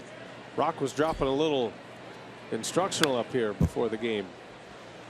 Vogelsong leads off for the Pirates, swinging a foul back.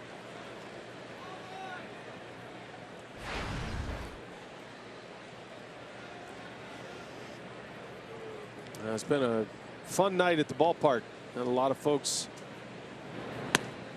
here visiting, a lot of auction winners and whatnot. Our group that came up today and various other auction winners around the ballpark. Been a busy booth tonight. Yeah, it's been fun. Always great to say hello to everyone.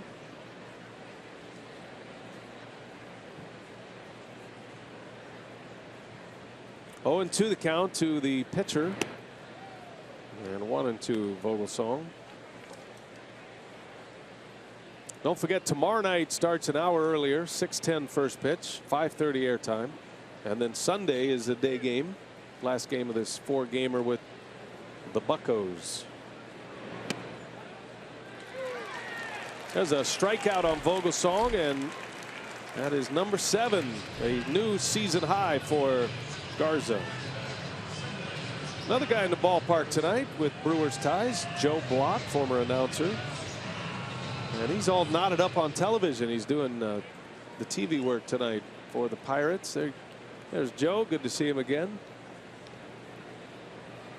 That's a big knot, isn't it? Mm-hmm. I didn't even know he had a tie when he was here. I'm not sure I ever saw him with a tie. Right. I think he maybe had to go invest in a few. I think he had a clip on for the airplane travel. Right. Joe's doing television and radio, and that's a new pair of glasses. Looking good. Mr. TV guy now, Joe Block. I disagree with Rock, who said he had a face made for radio. I totally thought he'd be a terrific television. Like I have a lot of room to talk. Harrison takes a ball, 1-1 the count.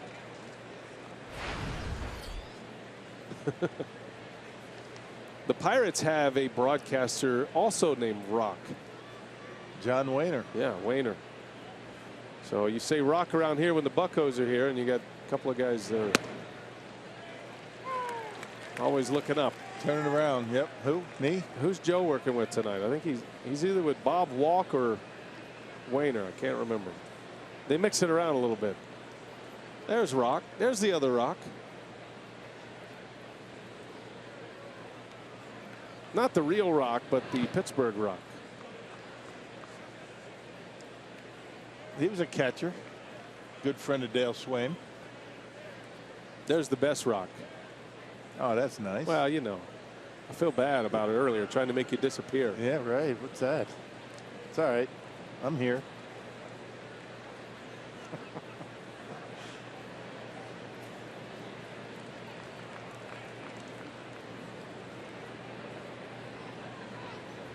The Rock over there with Pittsburgh only does road games on TV. Oh. Swing and a miss. Harrison strikes out.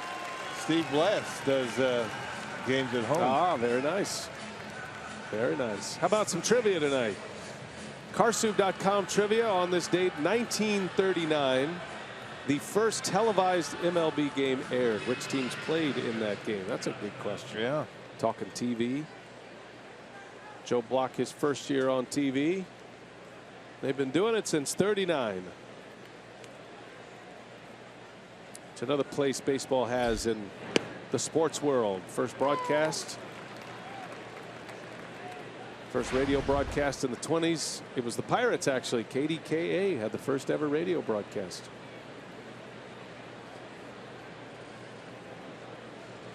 Bell into center field. That ball is hit on the barrel. That's way back. Broxton at the wall. He's got it. Just got under it, did Bell. Hit that a ton to center and a mile high. But Garza with a 3-up, 3-down fifth. And we are still scoreless. Brewers are coming to bat. Bottom of the fifth coming up.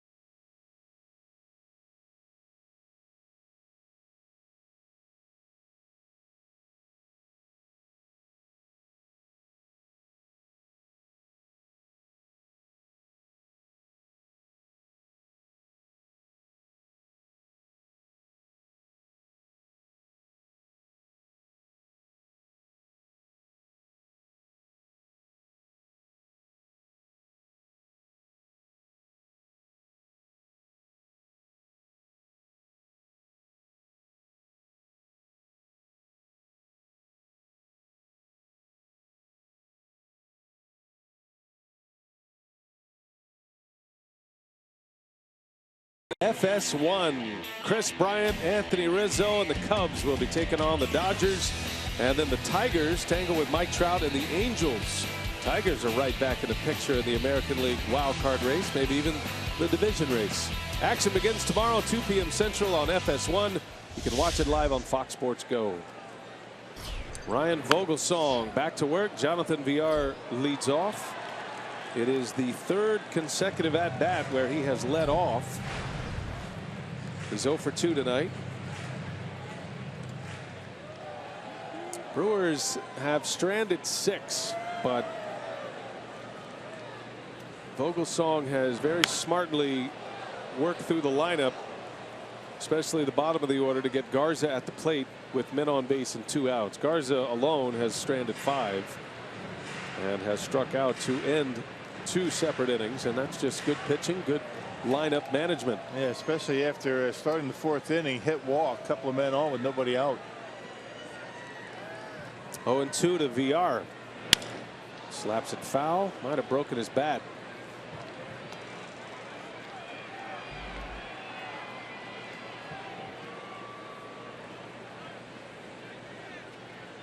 Jonathan wears that guard around his jaw, and he doesn't do it because he's been hit by a pitch. It's not a situation like Vogelsong has. He just does it to prevent such a thing from happening, and it doesn't bother. Matter of fact, he said it helps him focus a little bit more on the pitcher, gives him a little bit of that tunnel vision. And a called strike 3, late call by the home plate umpire, and Villar is rung up. That is strikeout number 6. And Ramon De Jesus has been a little inconsistent on the bottom of the strike zone tonight. And remember McCutchen the walk. Pretty much the same spot, but on the other side of the plate. This time, home plate umpire rings it up. Hey, don't mind an umpire giving you that as long as he's calling it that way throughout the game. Right. And both sides. Here's Jeanette. Well, hitters may not like it, but the game is better when umpires are calling strikes. Umpires' rebuttal to that would be the game's better when the pitchers are throwing strikes. But I'm talking about the borderline calls. When, right. Yep. When strikes are being called, hitters are more aggressive. That is the main reason why, when people say baseball games take too long, that's the reason. Hitters don't swing as often, and strikes aren't called as frequently. There's a strike. 2-1 to Jeanette. And one goes with the other, right? If borderline pitches aren't called strikes, why should a hitter swing at it? Pretty good chance they're not going to be called.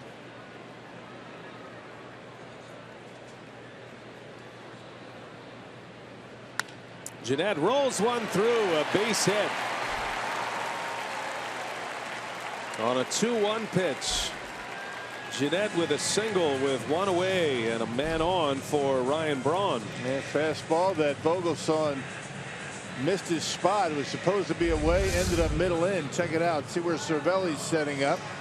Got too much of the plate, and Scooter able to find the hole in the right field. Got to hit the mistakes, and Scooter did that.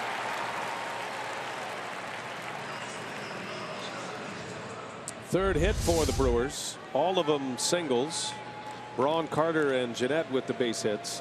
You see Braun's night at the plate, courtesy of Wendy's. Ryan singled to center in the first inning, and then Vogelsong struck him out in the third.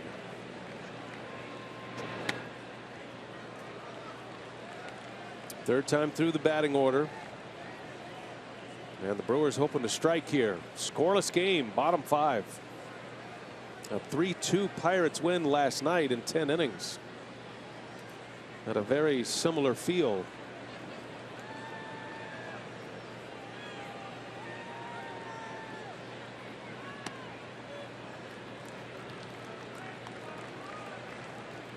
Braun now has 2 career hits against Vogelsong in 14 at-bats. The single in the first and a home run.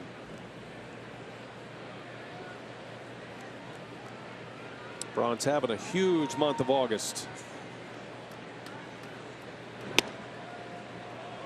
Only Nolan Arenado has more RBIs in the month of August than Braun across the major leagues. Ryan with 28 ribbies in August, just 2 in July.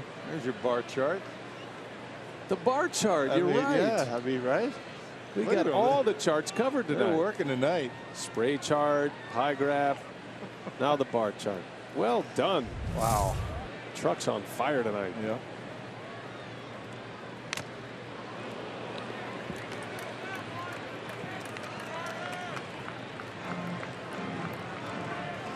That was easy to read, wasn't it? The discrepancy between July and August. Yeah, big time, right?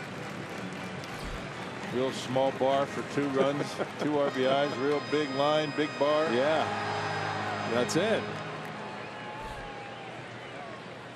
I mean, he really didn't even need the numbers. I mean, just look at the size of the bar. It's all about the bar.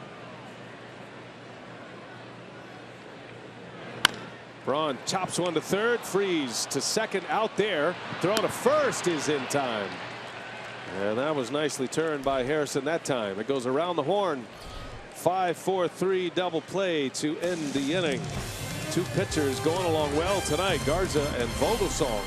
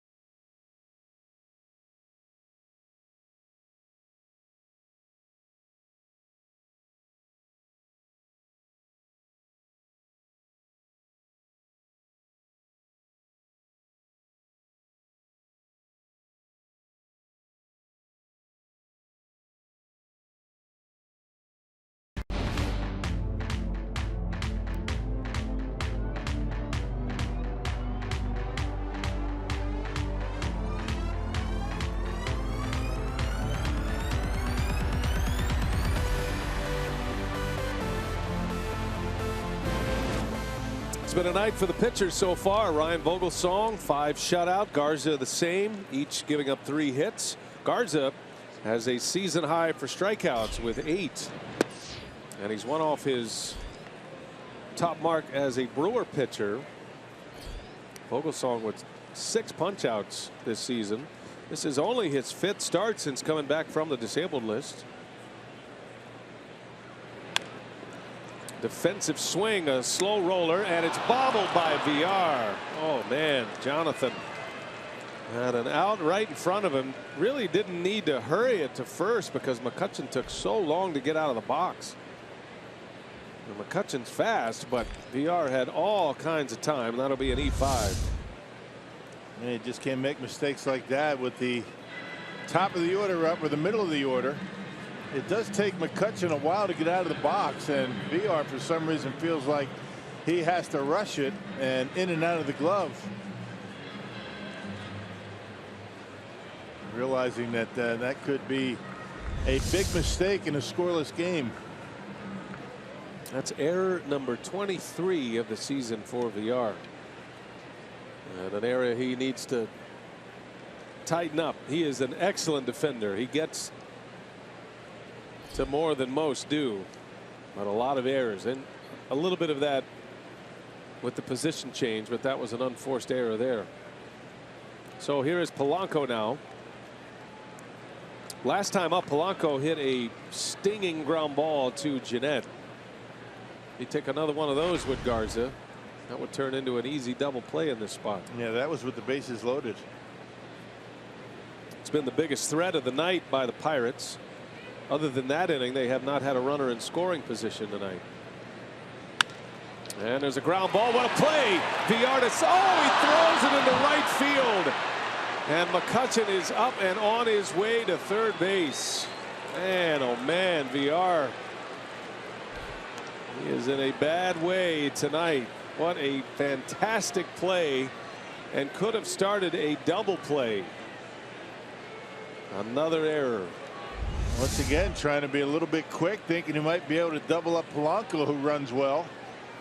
Just airmails and not even close. Scooter not even making an effort for it because it wasn't even close to him. Check that out. I mean, nowhere in the vicinity, and McCutchen gets up and gets into third base. That's 2 errors now on VR in the inning. That is not good. That just the mental side of that has to be swirling around in the mind of VR, those 2 plays. And you hope the confidence isn't shaken. His next ground ball will be interesting to watch. First and third, nobody out, and Marte fouls one away. It should be 2 outs, nobody on. Of course, that was a heck of a play by VR to keep it in the infield. The easy part of the play was to throw to second base. Trying to be a little bit too quick to turn 2. Got to make sure of 1. Those 2 errors by VR takes him to the top of the National League. Most errors committed in the major leagues, actually. That's not a spot you want to occupy. And a shot, a base hit. Marte drives in a run. And Polanco's on his way to third. Braun's throw coming in. It's late. Marte advances to second. And the Pirates have a run in, capitalizing on the VR errors and threatening for more here in the 6th inning.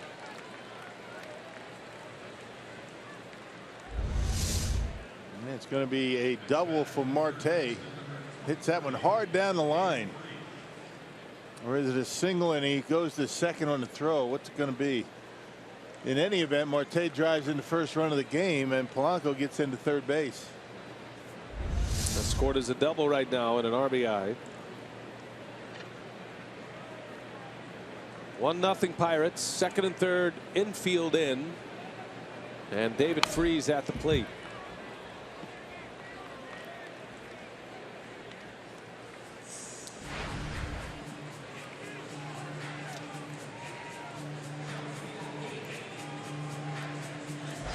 Freese was 0 for 4 last night. He's 0 for 2 tonight.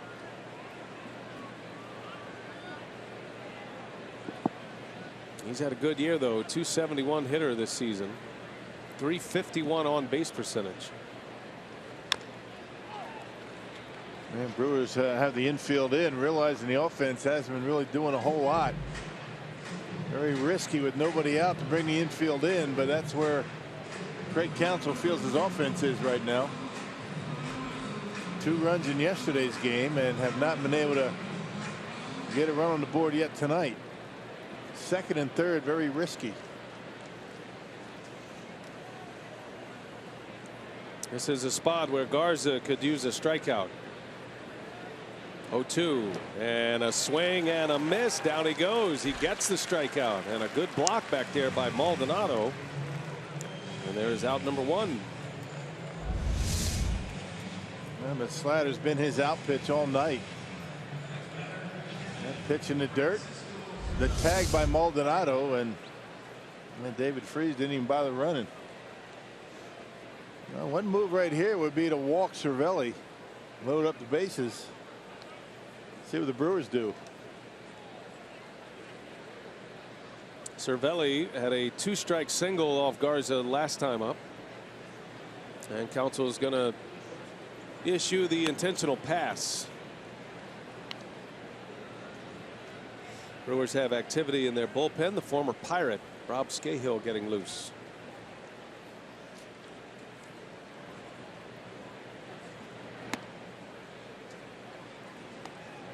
Mercer due up next.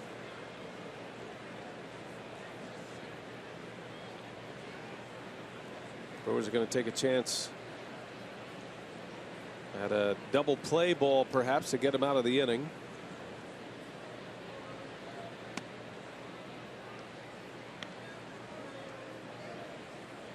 One more from Garza. Cervelli will reach for the second time. 2 costly errors in this inning. And now the bases are loaded. Now, if Garza can get out of this with only 1 run, that'll be a small victory for him. No kidding. That'd be a huge victory for not only him, but this Brewers ball club. Man, the way this inning started, for sure. 1 run. The 8th place hitter, Jordy Mercer, stepping in. Interesting question would be, if Mercer is retired and Vogelsong's spot comes up, would Hurdle let him hit if a run doesn't score and it's a 1-0 game still? Would he let the pitcher hit? No, nobody getting loose in the pen for Pittsburgh. Somebody just now maybe starting to move around a little bit. No glove, no catcher. And that's Neftali Feliz, the setup man. I'm not sure what he's doing. He's just kind of getting loose. I think he's bored. So my guess is Vogelsong's going to hit, regardless. That's how you make a play.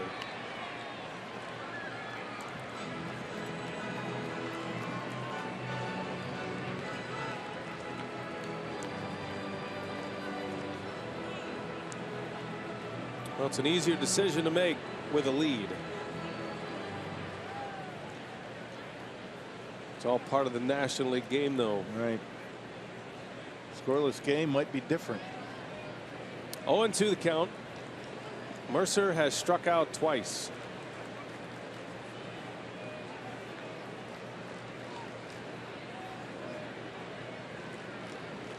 Clint Hurdle took the Rockies to the World Series in 07. 0-2 pitch. Mercer in and out of the glove. A foul ball. It might have hit the umpire. Barely got a piece. One of the good fastballs from Garza. In on him. 93.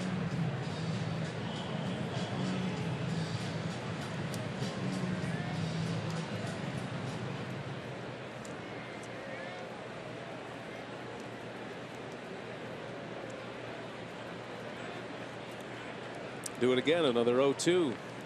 Pirates have them loaded. Brewers will try to turn 2 on a ground ball. And Mercer pops this one up. Foul territory in the seats. Count stays at 0-2.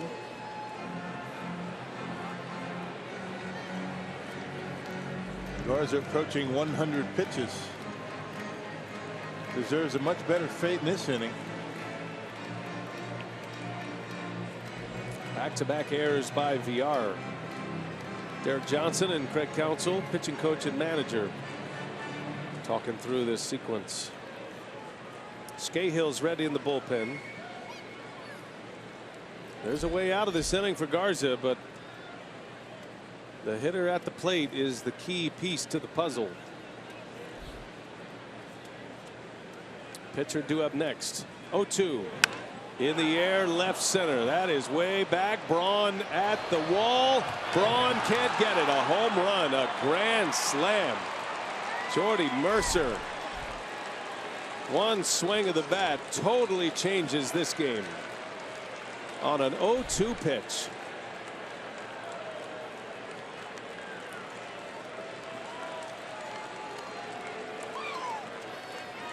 Five to nothing Pittsburgh.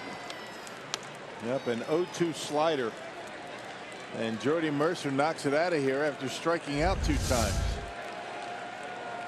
Slider just spun up there, just didn't have much movement on it, and Jordy Mercer gives the Pirates a 5-0 lead. That is a big punch, and Garza screaming out, knowing that just changed the game. Garza's out. 5-0 Pirates on Mercer's first career grand slam.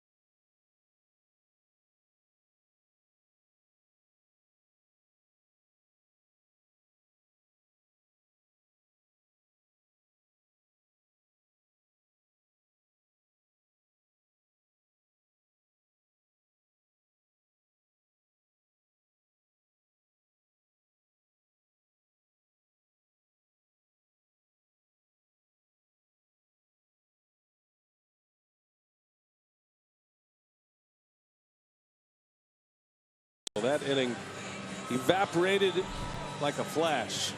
Both pitchers pitching well. 2 errors to start the inning, and then Garza gives up 2 hits and a walk and a grand slam, and it's suddenly 5-0. And here comes Rob Scahill, who will match up against his former team. He was with the Pirates earlier this year, and he'll face Ryan Vogelsong with the bases empty and 1 away. Yeah, pitched on Saturday against the Mariners. That was in Seattle. An inning, gave up a run.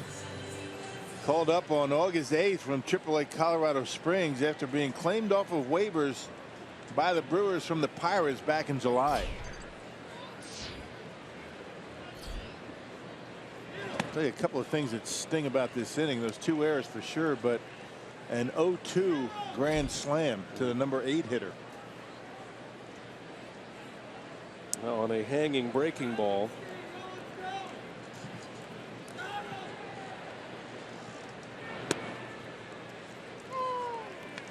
Garza will finish with 5 runs, 4 earned, and 5 1/3 tonight. Had 5 shutout with 8 strikeouts. He ended up with 9, which is a season high. But that won't be much consolation for him. Slow roller. VR for out number 2.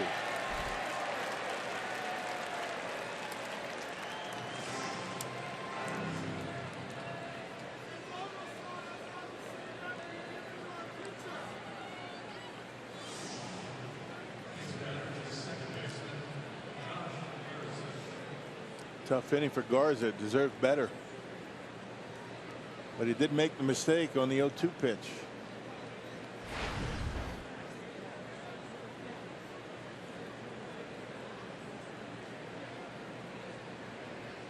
Here's Harrison now with 2 away. First pitch breaking ball.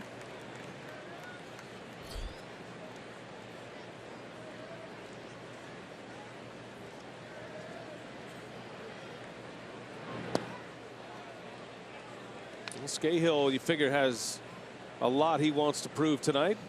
Prove that the Pirates made a mistake by taking him off the roster, putting him on waivers. Had a couple of seasons with the Pirates, up and down the last 2 years. Had a couple of years with the Rockies as well. 15 games with the Pirates earlier this season.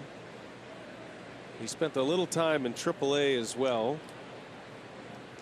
Actually saved a few games in the Pirates system at AAA. Brewers claimed him and then sent him to Colorado Springs. And then he was promoted to the major leagues.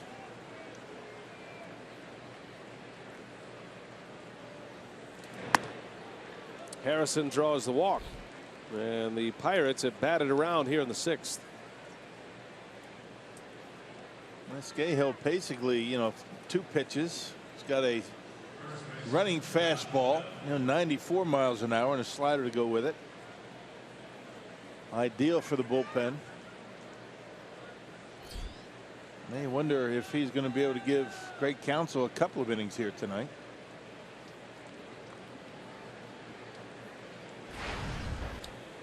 Well, here's Josh Bell, who's walked. He's reached on an infield hit. Flew out to center, deep center. And now Maldonado's on his way out.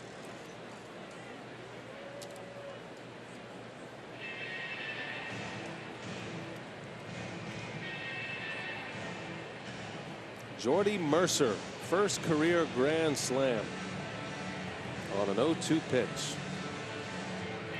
Went from 1-0 to 5-0 in a flash. Yep.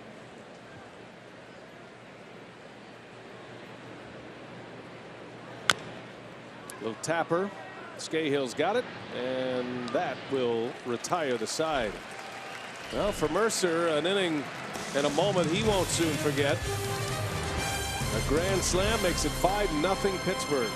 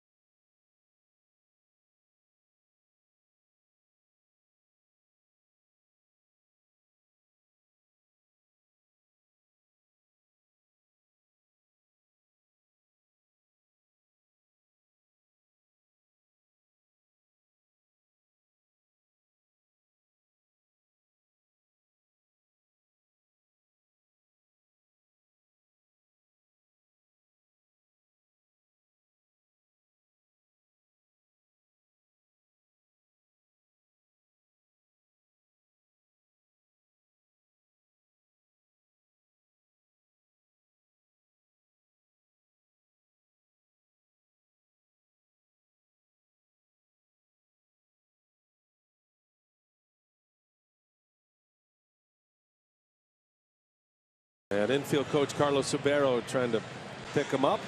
Got a lot of baseball to play tonight. We're only in the bottom of the 6th. Brewers now down 5-0.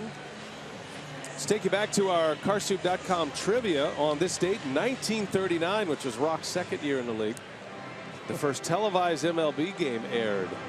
And we were looking for the two teams, and if you said the Reds and the Brooklyn Dodgers, you would be correct. I believe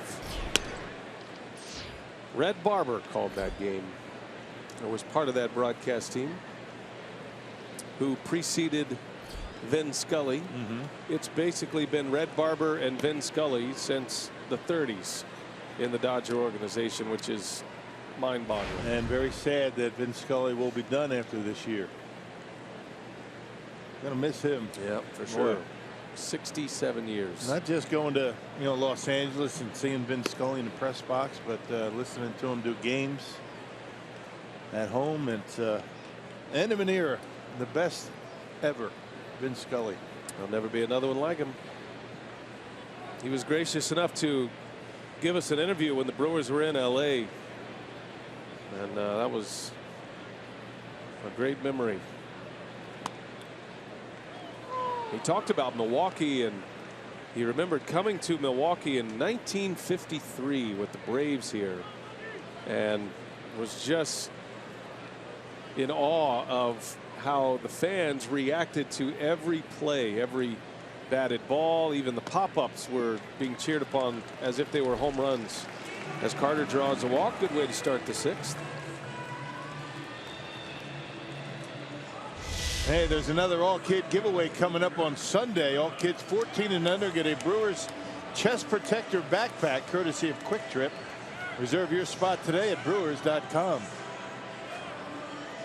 I'm digging the chest protector. So it's the cutout of the chest protector, but it's a backpack. Yeah. You wear it on your back, so it's a back protector. Put all your stuff in there. I think they ought to maybe implement this to a real chest protector. You could put whatever you wanted in there. Put some some styrofoam in there and make it a chest protector. Some candy for the umpire. Butter him up. Whatever. Come up with all kind of stuff. You think it'd work? Never know. Umpires are people too, Rock.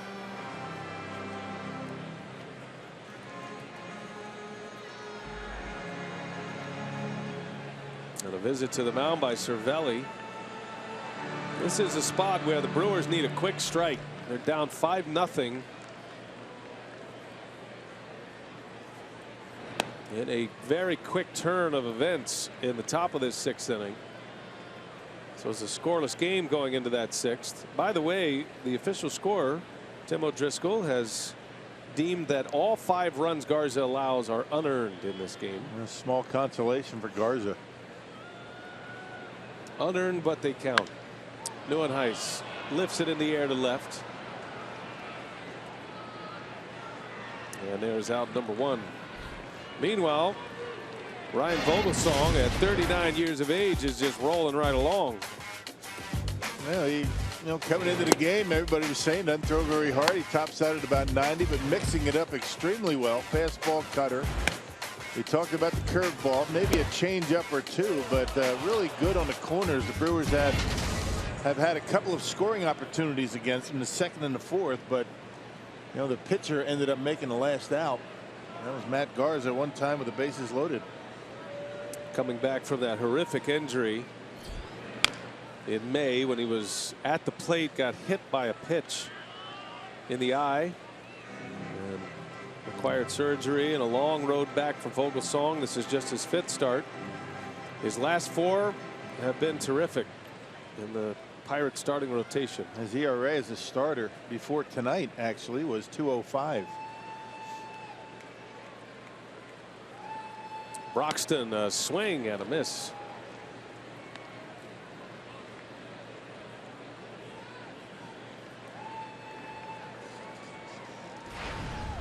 Vogelsong had numerous facial fractures when hit by that pitch in late May.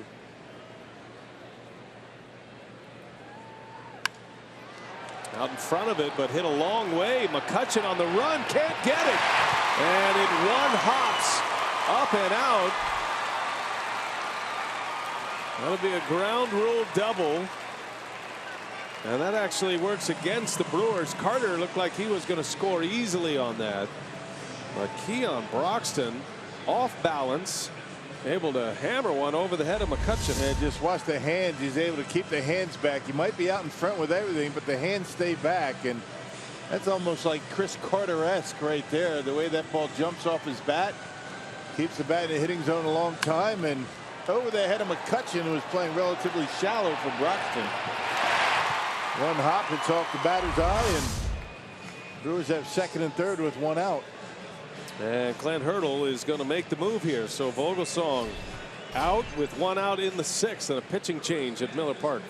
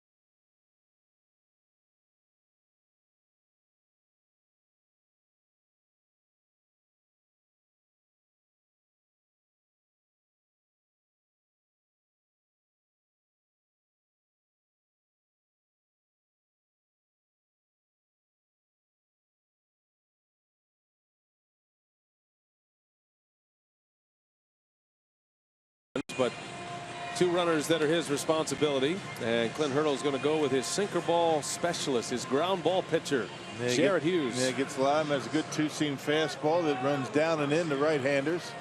48th appearance for Hughes. Yeah, last pitched on Wednesday, and was able to record outs in all three batters that he faced. He's had 3 straight scoreless appearances. He's got a couple of men on with one out. Here is Orlando Arcia. Brewers need something out of this. Second and third, one away, 5-0 Pirates. And Arcia sends one deep left center. And that is gone! A home run! His first in the big leagues. Orlando Arcia with a 3-run bomb. And the Brew Crew right back in it.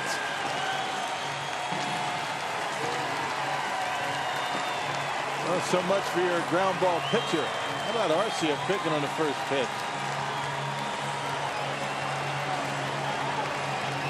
A moment he will never forget. His first major league home run. And it's a big one in the 6th inning. And a bomb out there in left center. Look at that smile. 22-year-old phenom shortstop. That man has some pop in that bat. 5-3 as Maldonado jumps out of the way. That was a 91-mile-an-hour fastball that stayed up, and he drove it on out of here.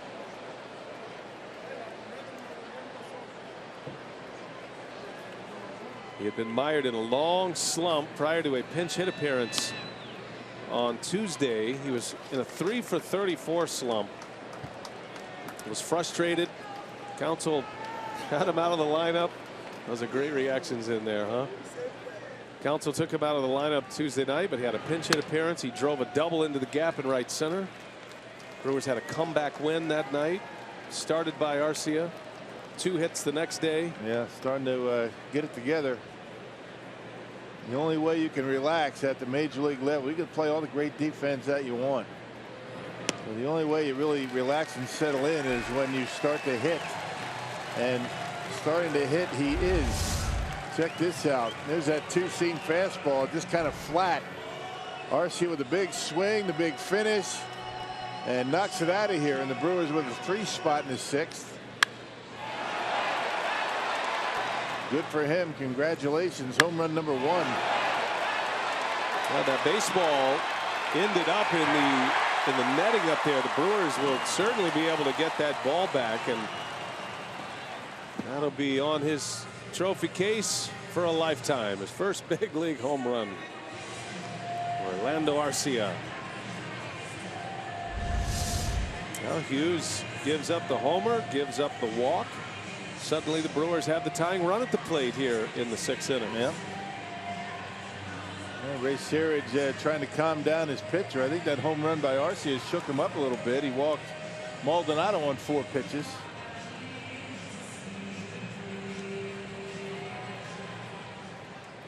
Jake Elmore is going to pinch hit.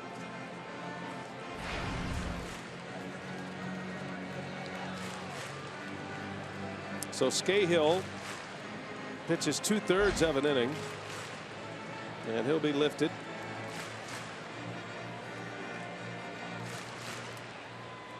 Jake Elmore with 1 out, runner at first.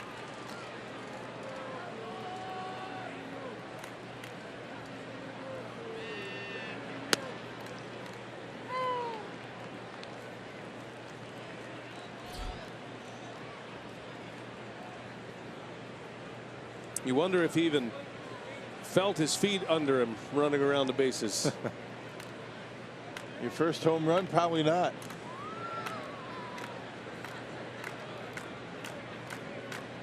No balls and a strike on Elmore. On the ground, Harrison waiting back, and they get the out at second. That's all they'll get. 2 gone in the inning. Elmore at first now on a fielder's choice. The bat that produced the home run. Now, do you take that out of play right away, or do you keep using it? No, you keep using it. Home run bat? But your first home run. Take it out of play? You wait till you break it, and then you put it up on the mantle. But you know what? You never know these days. You know, guys don't have the, what's the word? The connection with their bats these days. Yeah, I get what you're saying. They're like candy. That's a base hit. VR in the left field. Well, a player who needed something good to happen. VR, after the 2 errors last inning, is aboard with his first hit of the night. And now the tying run is on. And here comes Scooter Gennett. Brewers have 2 hits and a walk against Jared Hughes. Good job just getting on top of that two-seam fastball that he's leaving up in his zone. Activity down in that Pirates bullpen. Jared Hughes has come in and really doused the fire here. And here comes Clint Hurdle. He's seen enough. He's going to go match up here with the left-hander Bastardo. Just doesn't have it tonight. Pulled the plug on a starter early. Lifted Vogelsong with a shutout. And Hughes cannot get through the 6th. The Brewers right back in it. 3-run homer by Arcia, and threatening with 2 on.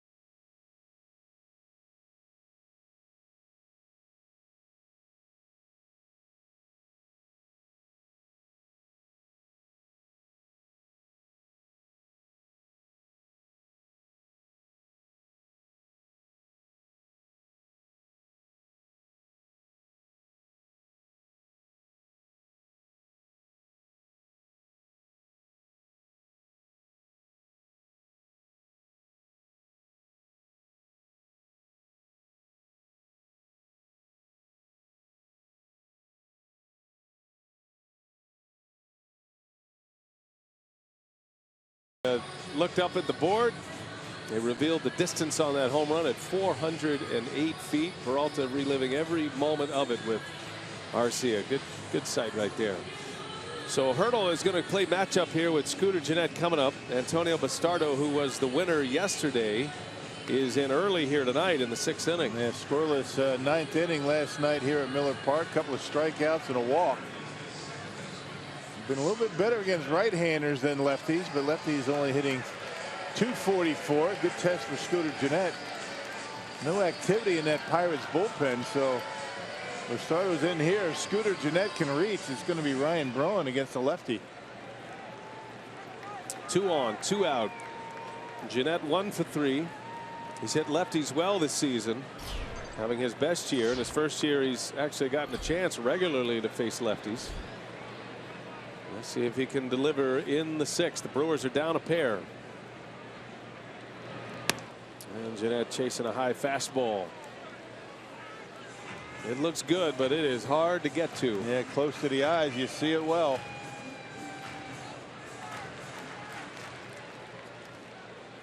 Well, what an odd game. Pitchers duel for 5. Defensive breakdowns and a grand slam for the Pirates in the 6th inning. But the Brewers have answered right back. The 2 shortstops getting into the act. And now time is asked for and granted. I think Cervelli actually asked for time there, the Pirate catcher.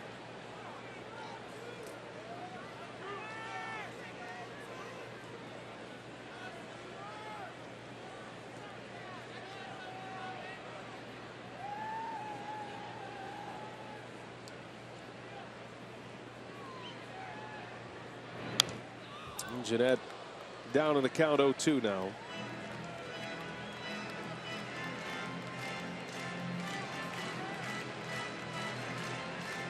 They get him to the plate this inning somehow.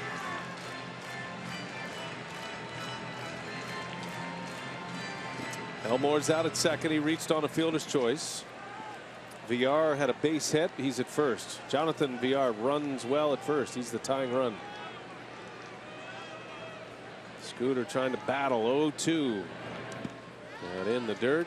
Cervelli smothers it. And it's 1-2 now. And just amazing job these catchers do on pitches like the one Bastardo just threw.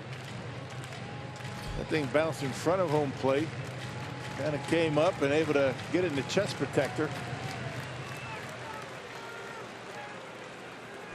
Giving that pitcher confidence to throw those breaking balls hard. Not afraid of a wild pitch. Let's see what he comes back with. 1-2 the count.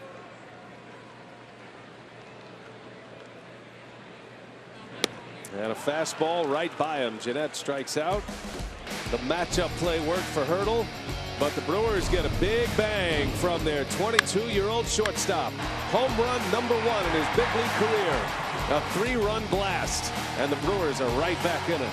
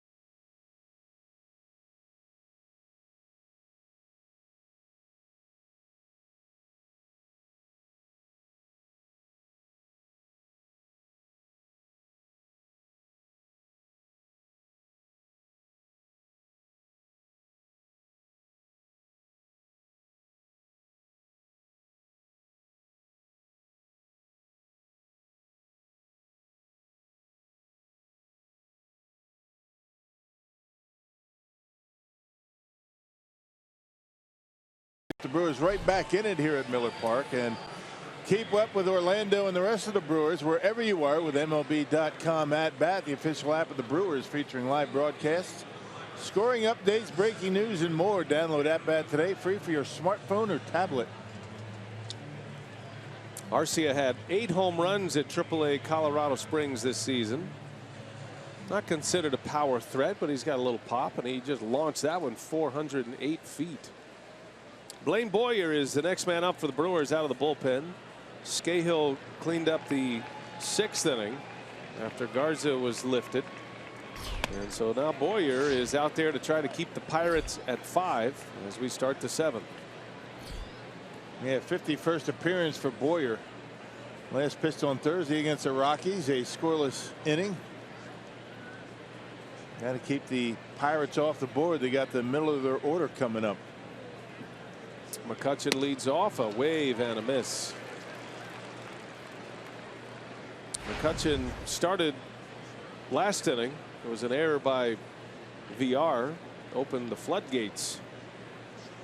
McCutchen is 0 for 2 with a walk tonight. Drove in all 3 runs last night in the Pirates' 3-2 win.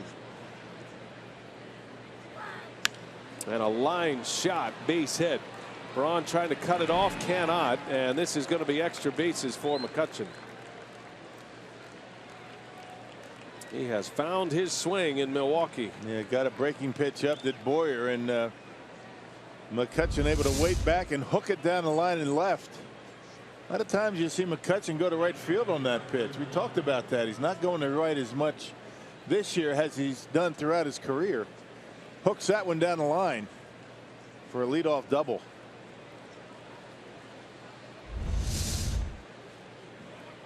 Yeah, the Pirates get a lead man on for the 2nd consecutive inning. Here is Polanco.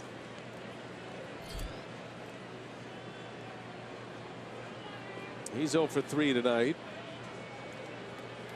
Took the collar last night as well. Now 0 for 8 in the series.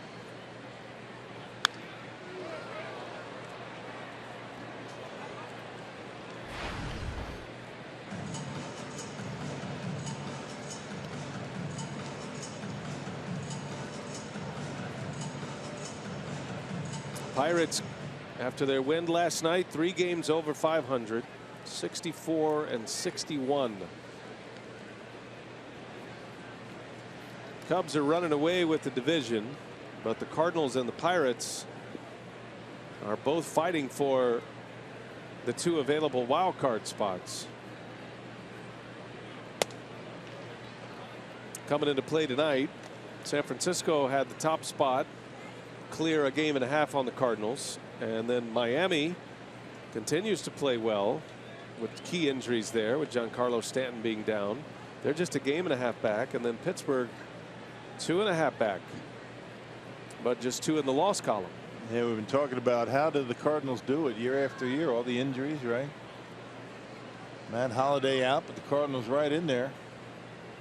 St. Louis has a late lead tonight, 3-1 over Oakland in the 9th. Cardinals are here on Monday. Pirates will go to Chicago to play the Cubs next week.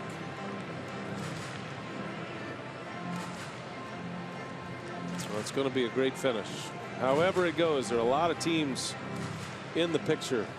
Good to see the Marlins in the picture as well. Don Mattingly in his first season. And they've dealt with a lot of injuries, but you lose your big bat. Marlins are trailing the Padres tonight at home in the 8th. 6-5 is the score.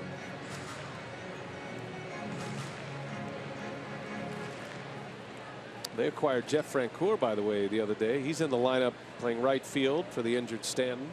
He's got a couple of hits tonight. He had been with Atlanta. 2-2 to Polanco.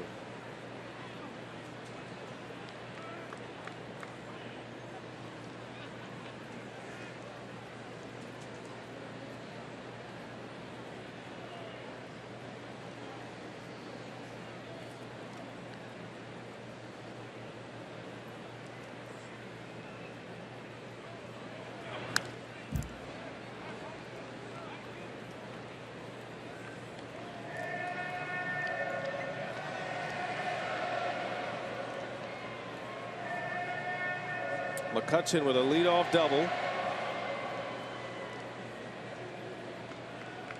Boyer trying to keep the Pirates down in the 7th inning. The Brewers will have Braun, Carter, and Neuenhuis coming up in the home 7th.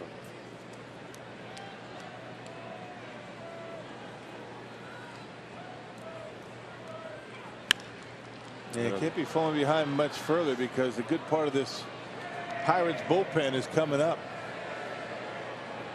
Now the one interesting thing to follow here is Clint Hurdle is into his late inning relief about an inning earlier than he would like.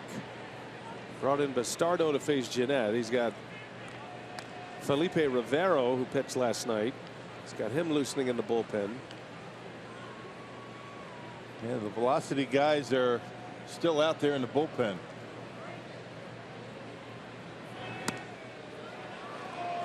Hurdle has 4 lefties in his bullpen.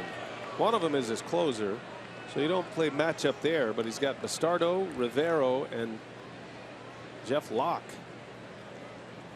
former starter.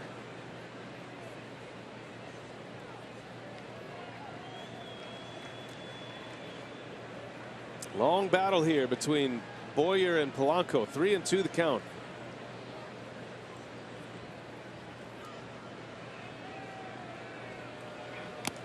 And he got him. Foul tip into the mid of Maldonado. A strikeout. They get the out, and Polanco not able to advance McCutchen to third base. That's a good job by Blaine Boyer on a pitch that was out of the strike zone, a little bit off the plate.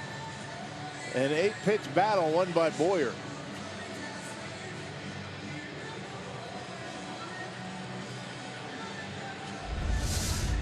So Boyer with 1 away. Here is Marte. Drove in a run with a double his last time up. He's maintained a .300 batting average this season. First time All-Star.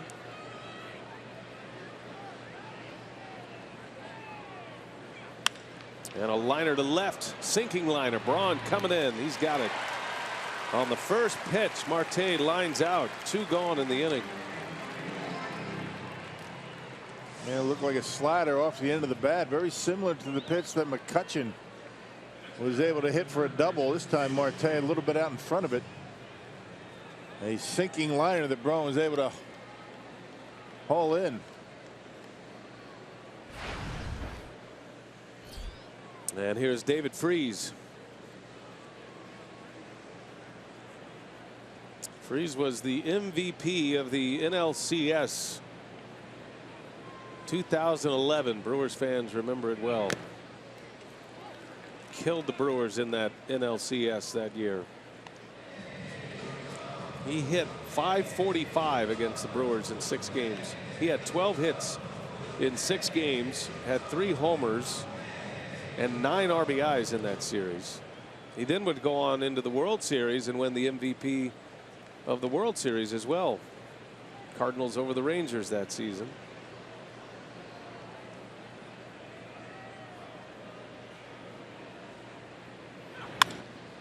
Muscles one right side. Carter knocks it down. Saves a run for the time being. That's okay though. Knock it down. Don't let it get to the outfield. Save the run. And David Freese doing what he does best, going to the opposite field. But Chris Carter keeps it in the infield, and it's going to take a base hit to score a run. Good job by Carter smothering it. And the Brewers still able to get out of this inning without a run on the board. Scored as an infield hit for Freese. 1st and 3rd. And here comes Cervelli.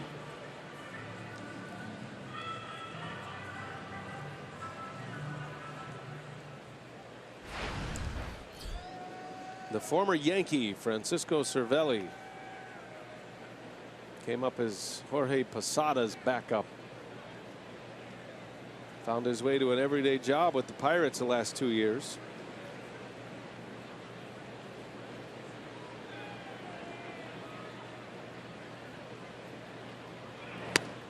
There's a strike.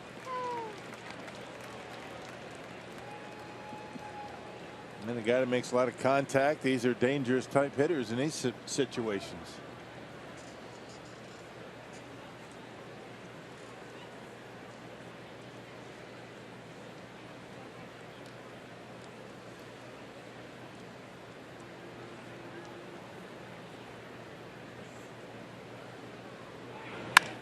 on the ground. Arcia will gobble it up. Jeanette's right there for him to end the inning. So Boyer gives up a couple of hits, but strands 2 Pirates and a scoreless 7th inning. Stretch time at Miller Park.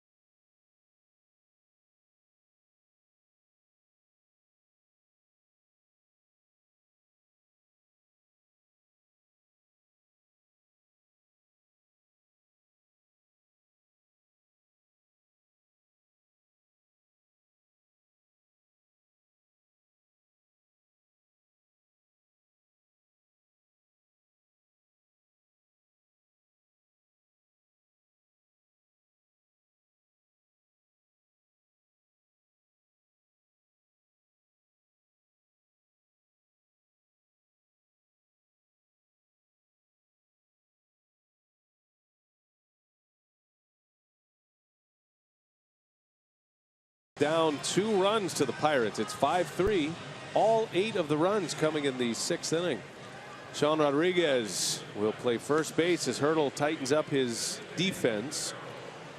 And Rocket's going to be Felipe Rivero. We saw him yesterday. Rivero pitched 2/3 of an inning getting out of the 7th inning after the Brewers had tied it. And here he is in the 7th once again. Yeah, upper 90s fastball for Felipe Rivero, who they got in that deal from Mark Melancon. 61 appearances between the 2 teams, the Nationals and Pirates, and a 379 earned run average. So the big velocity guy is starting to come out of the bullpen for Clint Hurdle.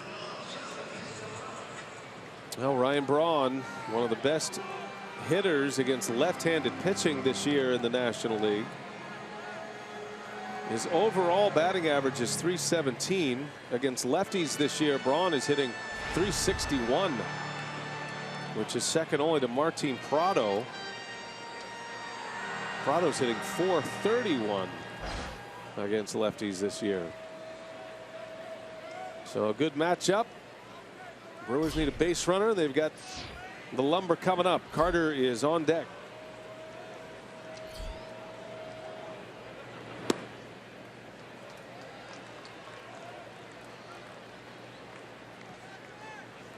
Those are the splits for Braun, righty lefty. He's having a great year against southpaws, and that's kind of been the trend for his career. Those numbers skewed a little bit the other way last year, but he's always hit lefties well. Rivero is not a matchup lefty for Hurdle, though. He is a guy that he's comfortable pitching full innings. Yeah, because of the velocity that he features. Very tough on right-handers, very, very tough on lefties with that big velocity and the slider.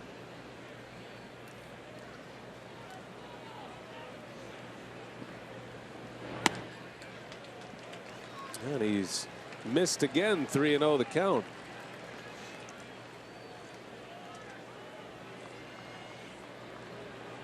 Rivero came to the Pirates in that Mark Melancon deal at the trade deadline.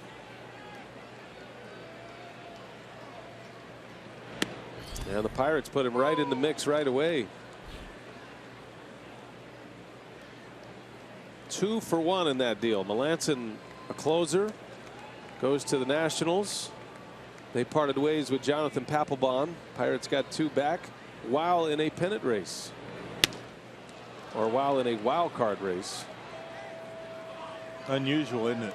You know, getting rid of your closer when you feel like you still have a chance, but You know, they have guys down in that bullpen that can fit the bill.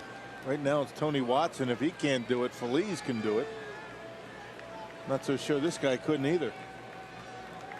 He's had a lot better success, Rivero, in Pittsburgh than he did in D.C. Braun chops one in the hole. Long throw. Mercer lets it fly, and Braun is out. Mercer makes it look easy over there. And Rivero able to come all the way back down 3-0.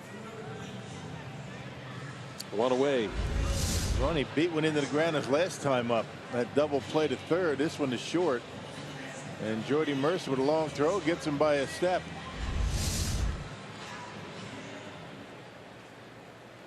So here is Carter now.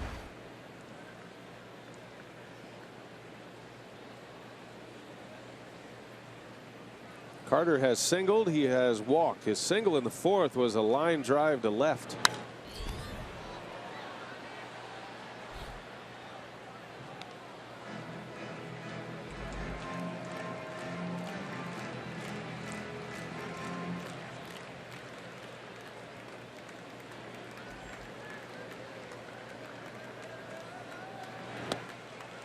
Used to be young pitchers or young players, when you get to the major leagues, you couldn't wait to ditch the high number, the spring training number, right? But Rivero, he's sticking with that high number, 73.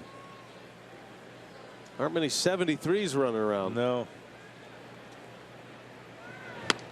And Carter is down on strikes. Rivero just carved him up.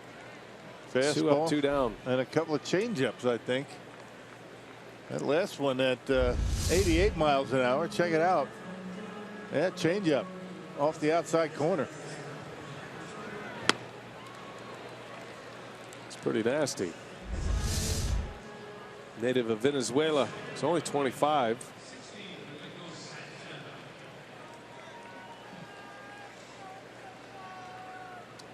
Santana will pinch hit for the Brewers.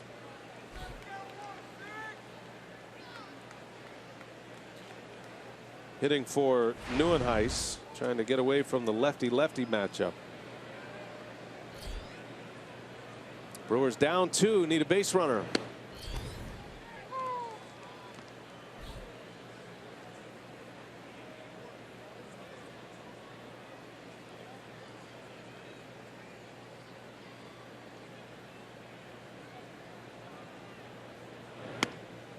And he spins one in for a strike.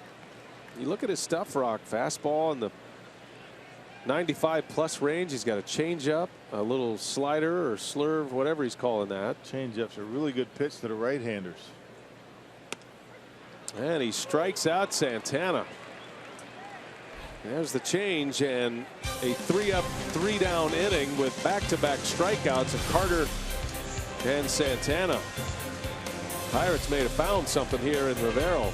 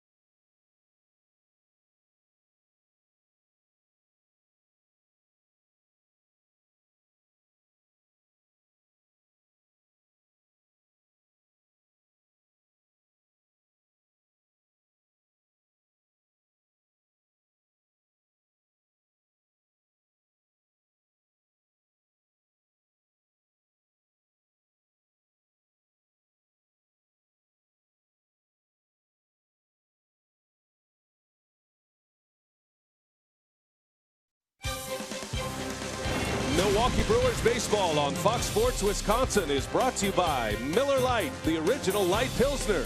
Cheers, it's Miller time. And by Bank of America, life's better when we are connected. Well, that's been the big moment of the game for the Brewers. Orlando Arcia with a 3-run home run. Santana will remain in the game. He'll play right field after his pinch hit appearance. It's 5-3 Pittsburgh. We go to the 8th inning now, and Tyler Cravey is on the pitch for Milwaukee. It's been a while for Tyler. And Cravey, well, I guess it was last time was Thursday against Colorado, 2 scoreless innings. Wasn't that long ago, was it? He's been unscored upon in all 4 outings since being recalled.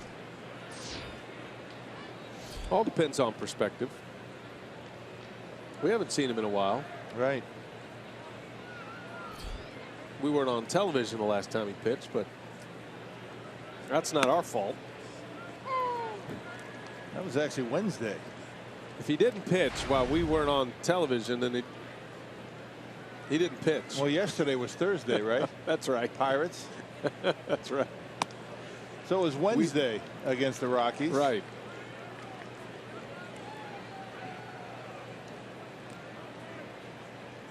I think you're graphed out tonight. You've been in all the graphs, and there's a bouncing ball to third. VR's got a long throw, and it's a good one. And out number 1. That's the same thing with Blaine Boyer. I said Thursday against the Rockies. It was actually Wednesday against the Rockies. So he's not pitching back-to-back days. Never mind all that stuff you said about Boyer. You've crashed Twitter because of that, Rock. It was still a scoreless inning. So Mercer's out. Here's Matt Joyce.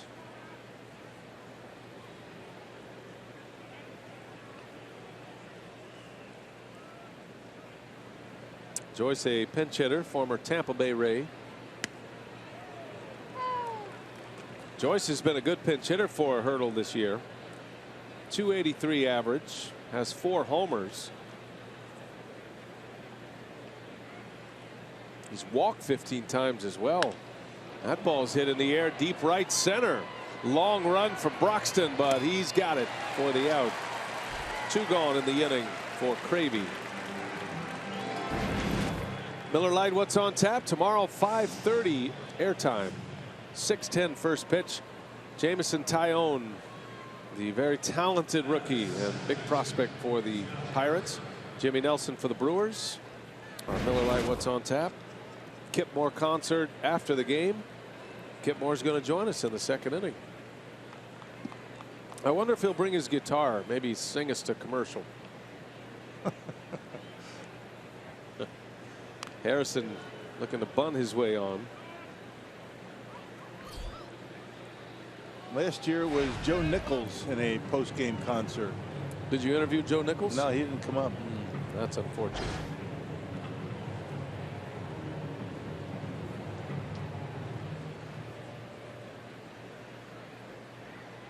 Maybe we ought to start looking into the in-game interviews. Entertainers. Yeah, we did that many years ago. Before you got here, we got ourselves in a lot of trouble. Oh, that's why. Yeah. You got to be careful who you're talking to. You know, we talked about Matty Vasgersian. We had a Peter Frampton inning. Whoa. Back at Old County Stadium. That's cool. He interviewed Peter Frampton, and I think it was the Marlins scored like 8 runs. And that was that. The Go-Go's were up here one time. Oh, really? Belinda Carlisle? Yeah. All the Go-Go's, or all of them? Really? Yeah, we didn't interview all of them, just Belinda. Oh, that's risky. Let's see, who else did he have up here? 3-1 pitch to Harrison, and into the ground foul. But I guess what I'm trying to say is it doesn't really work out all that well sometimes. I think he hit rock bottom when you had Mr. Met on. Or was it Mr. Red, or which one was it? I'd rather not go back there. Bernie, you're always welcome in a non-speaking role. A pop-up. Scooter Gennett under it. And a good inning for Tyler Cravey. 3 up, 3 down to the bottom of the 8th. Brewers are running out of outs. They're down a pair. Broxton coming up.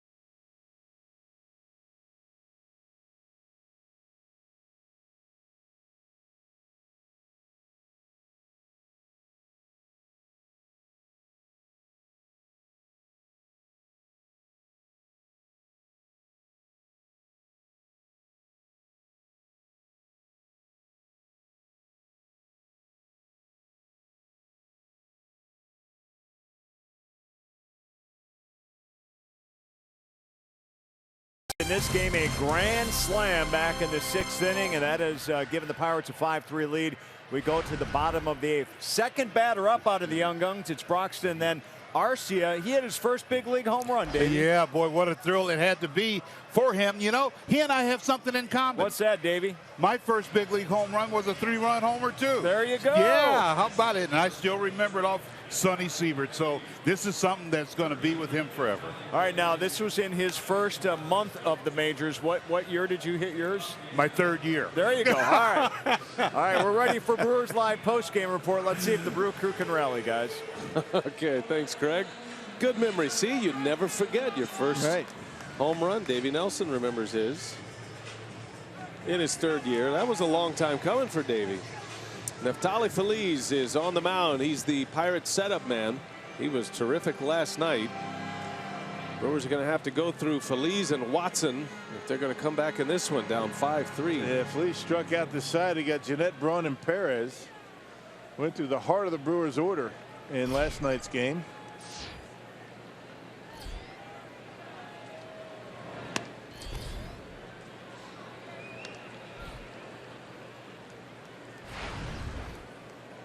Keon Broxton had a double his last time up. Ground rule double, hit one over the head of McCutchen in center.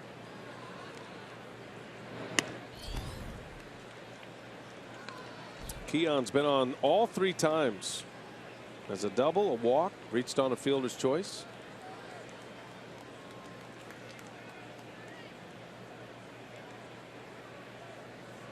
Brewers need a base runner. Down 2 here in the 8th. And ball 3.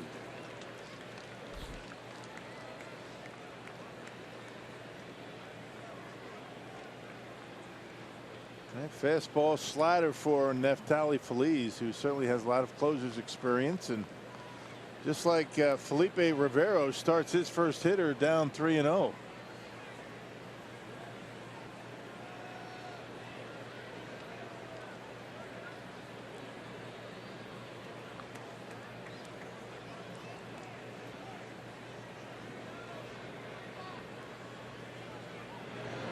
And ball 4, missing badly.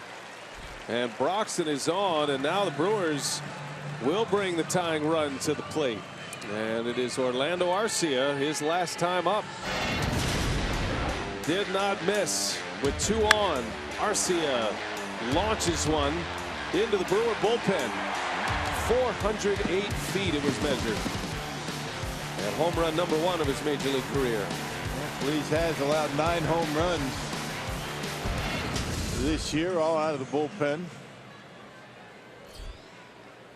See if Arcia jumps on that first pitch.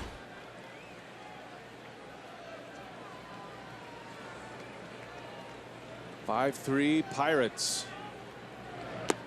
And he got a first pitch breaking ball, and that's 5 straight balls for Neftali Feliz.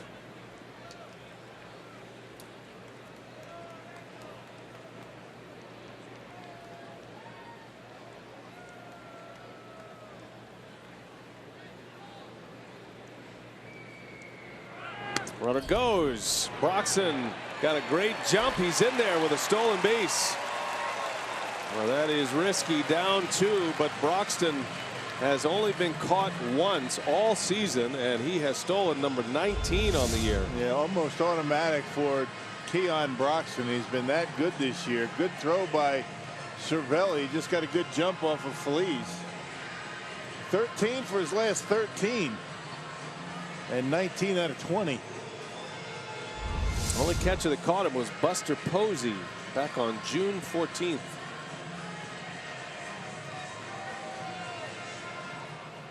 So it's a steal, now base hit. The Brewers could get within a run.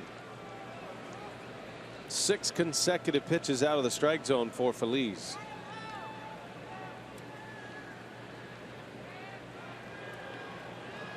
Well, that's close to a balk.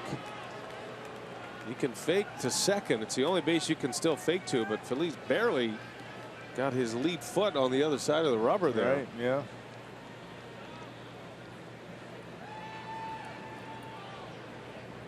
Two-0 pitch. Right down the heart. 2-1.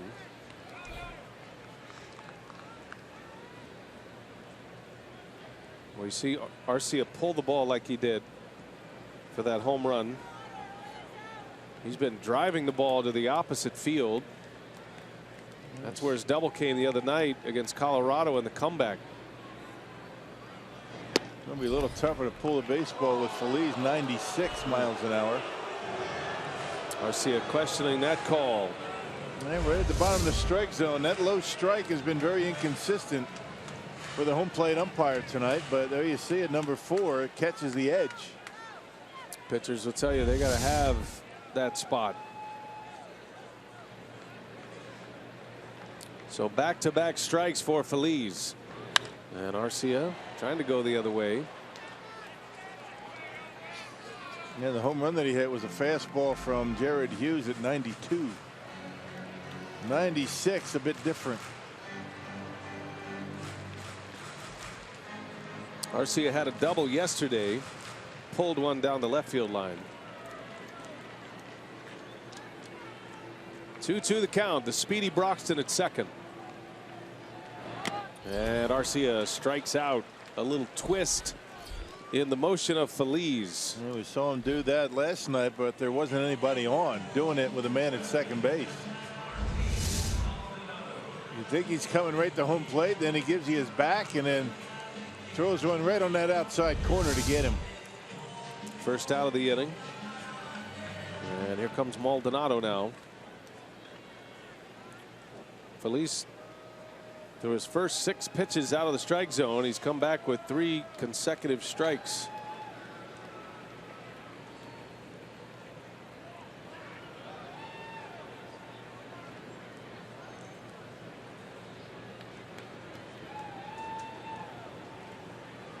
Harrison sneaking out behind Broxton.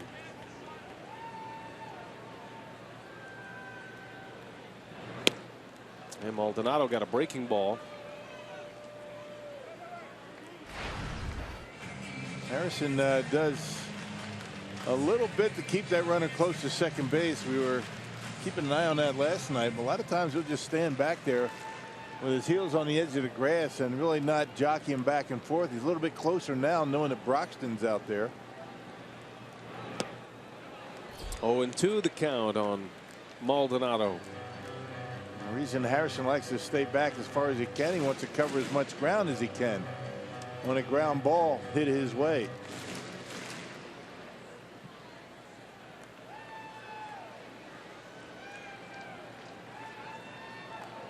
Brewers down 2, tying run at the plate.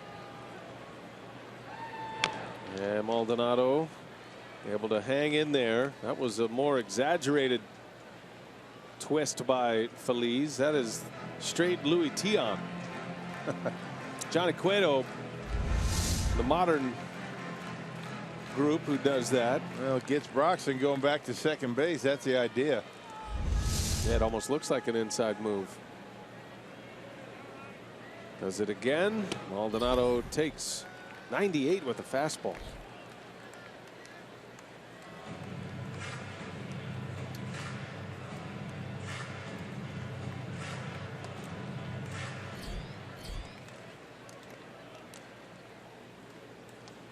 As slow as 82, as fast as 98. That's a lot of space to cover for a hitter. Fastball just missed. That one at 98 again. Well, he does such a good job of keeping the ball in the outside corner. He doesn't mess around a whole lot with the inside part of the plate. Not in this situation. Everything he's thrown tonight has been away. So if you're a hitter, you can forget about the inside part of the plate. Maldonado off the end of the bat, a little flare into right. Polanco got a late break, but will run it down for the out. Out number 2.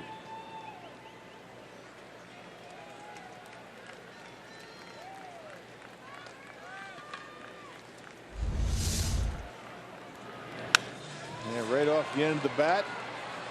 And Polanco able to run it down. So 2 men are out. And Counsell's going to go to his bench again.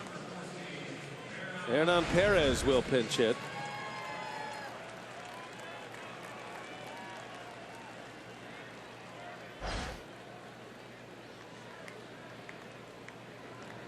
Perez 3 for 17 as a pinch hitter this year. Brewers need a quick strike. Need something good to happen as we play in the 8th. Just the guy to do it. Been swinging the bat well all season.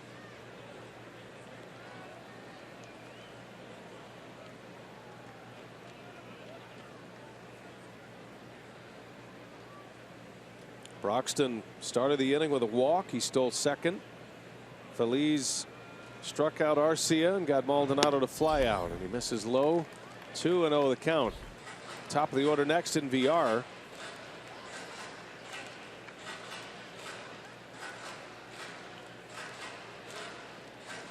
Pirates scored 5 runs in the 6th, all runs unearned against Garza in that inning. Jordy Mercer with a grand slam to cap off the 5-run 6th inning.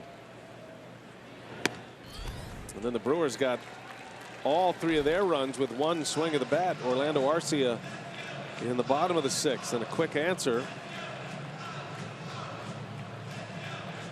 Trying to fight their way back. And nothing but zeros in every inning but the 6th. 17 batters came to the plate between both teams. And on a 3-0 green light, that is going to be caught in right by Polanco. Boy, what a catch. Perez hit it like a bullet. Hit it too well. Swing it away, 3-0. Yep, he got it. Inning is over, and we go to the 9th.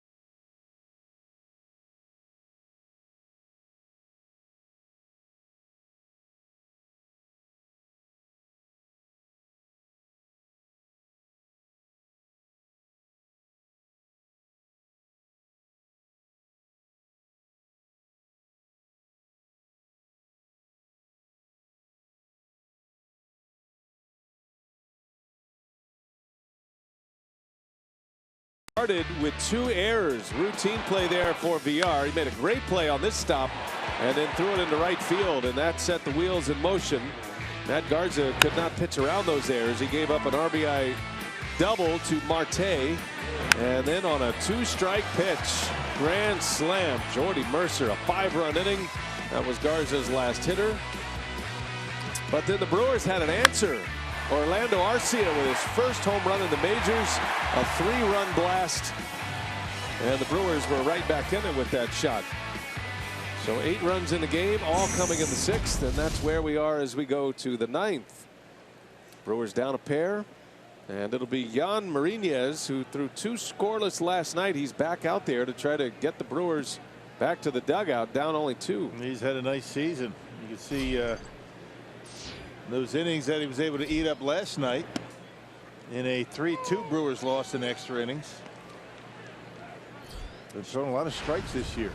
Sean Rodriguez, his first at bat, came in defensively last inning.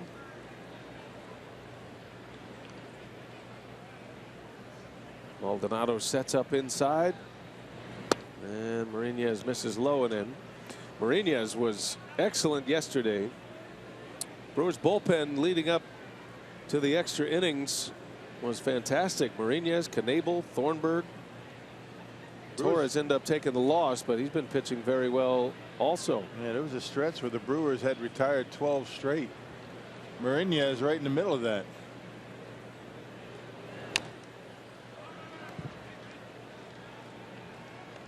You can see a lot of improvement with Marinez with his command. His stuff is excellent. It's always been about strikes for Marinez, but he's got a lot of movement, got an electric arm. And that slider's been very good. When he first came over here and made his first few appearances, he couldn't throw that for a strike. Now it's been very consistent. 1-2 the count. And he got him. Slings one in. Rodriguez strikes out.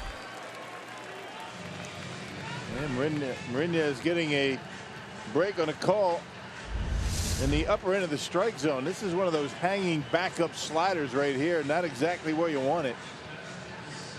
Rodriguez thinks it's high, but it's right at the top of the zone. So bad it was good. And down he goes. Marinez is an interesting character. He's a funny guy. Comes to the ballpark with a smile on his face every day. Good sinking fastball there, 94. And he probably pitches in the most difficult role for a reliever. Sometimes early, sometimes it's mop up. He's trying to maybe bridge the gap with a starter who gets taken out early. Sometimes he's in leverage situations or extra innings. You may see a game where Marinez would be warming up in, say, the 4th or 5th inning, and then you'd see him pitch in the 10th or 11th. Yeah, that's kind of the role he's in, and he's actually thrived in that role, which is not easy to do. He pitched the 6th and 7th last night. First out of the bullpen for Willie Peralta.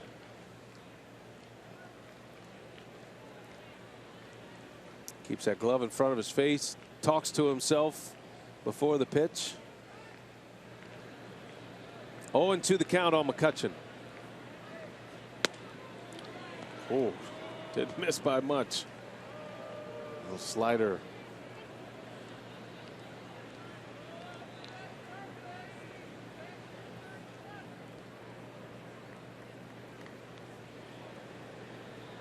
Brewers got Marinez from the Tampa Bay Rays.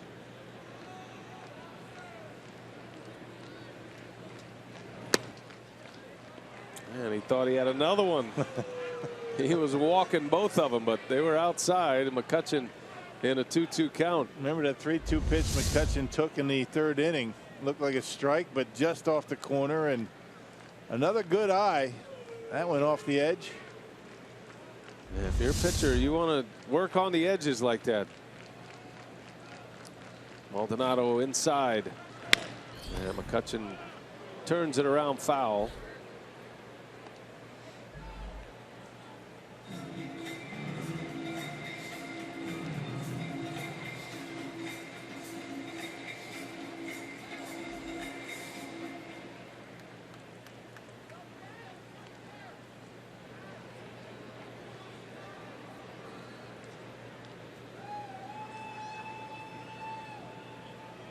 Maldonado wants one upstairs. A fastball.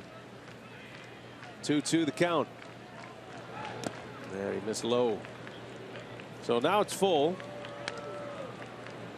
Sometimes Maldonado will do that just as a deke to the hitter, just in case he's maybe peeking or can sense movement like that.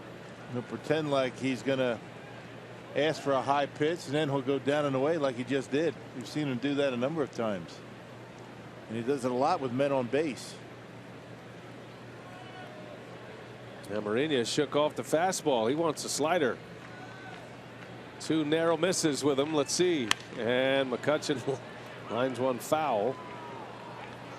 So he's such a tough at bat, McCutchen, even in a down year, because his ability to hit the fastball, the high velocity fastball, there's just not many guys who have that kind of hand speed. So you just never feel comfortable with a fastball. Right. That fastball down and in that Mariñez has a good pitch against him. He's a good high ball hitter. That's what Maldonado wants.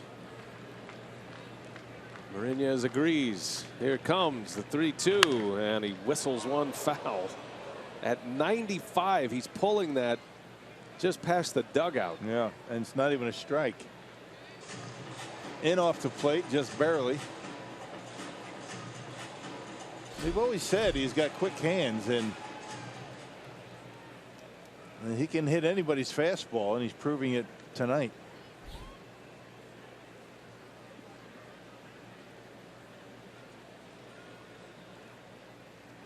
Maldonado is adamant. He finally loses. Mariñez wants a slider. Bunch of shakes. And had him out in front. He made the right call. Chris Carter is there. Oh, and he and Maldonado collide. Oh, what's Maldi doing? Look how far away from home plate he thought he was going to catch that baseball. It's like running into the wall. Chris Carter. You will always come up on the wrong end of that with Chris Carter. You just love the hustle of Maldonado and the way he approaches the game. And Maldi's looking at him like, what are you doing here? Chris Carter said, it's a pop up to first base, Maldi. That's my ball. Get out of the way. Just dropped him. He's a massive human being, Chris Carter. What you doing over here, bud? Yeah, really. So 2 outs. They're still talking. Here's Polanco now. Tell you, give Mariñez credit. He kept shaking off Maldonado, who can be pretty hard-headed himself behind the plate. He put down 3 fastballs. Fastball, no. Yes, throw the fastball. And I think he no. even put one down and shook his head. Yes, yes, I want you to throw the fastball. And Mariñez said, no. Get the out with the He kept slider. shaking him off. Sorry. You know, catchers like that, though. They Sure. like pitchers that are adamant about what they want to throw. They believe in the pitch that they want. So they just go with it. I love it. You always wonder about a guy that never shakes off. Is he actually thinking about anything out there? There is no way that throughout a game you can, as a catcher, throw down every sign that the pitcher is looking for. You know, unless you're a young guy and you're counting on your catcher to get you through a game. But most of the time you don't see guys not shake off, not too often. You got to wonder when they don't. Likes the fastball here.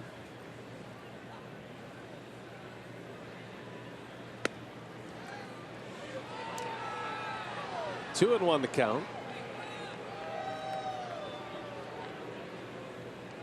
So the 2 fastballs Maldonado's calling for, he circles the finger for one of them and then the straight number 1 for the other.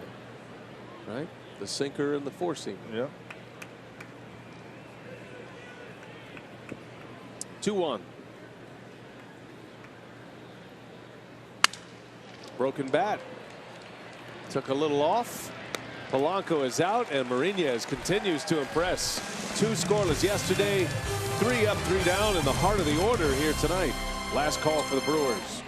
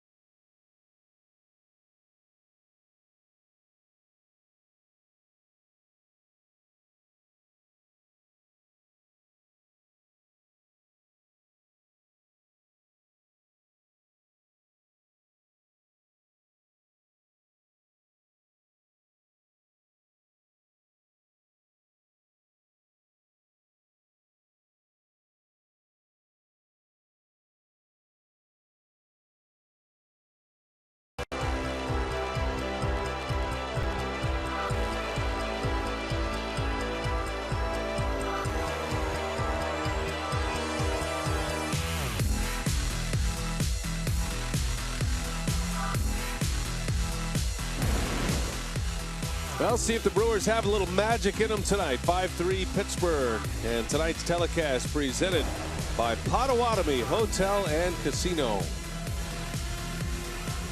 Roof is open. A beautiful Friday night. Pirates got 5 in the top of the 6th. The Brewers with a 3-run homer from Arcia in the bottom of the 6th. And now down 2, top of the order coming up. Tony Watson, the new Pirate closer, is on the mound. Yeah, hard thrower, Tony Watson. 8th save on the season for him. That was last night. A 3-up, 3-down, 8th inning.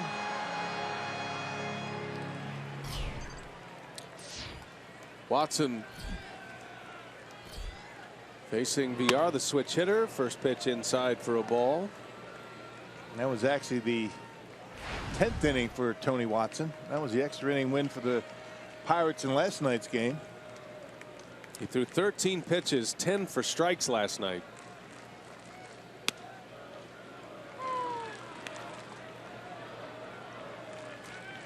VR had a hit his last time up, 1 out of 4. 1 for 9 in the series. Brewers need a base runner. Down 2. And Watson spins one in for strike 2.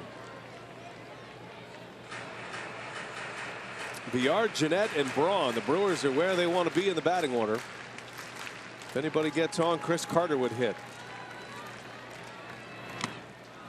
And a swing and a miss. Down he goes. Strikeout for Watson. Yeah, slider on the outside corner for a called strike, and then he came in with a hard stuff at 93 in on his hands and got him to swing right through it. Good location right on the inside corner.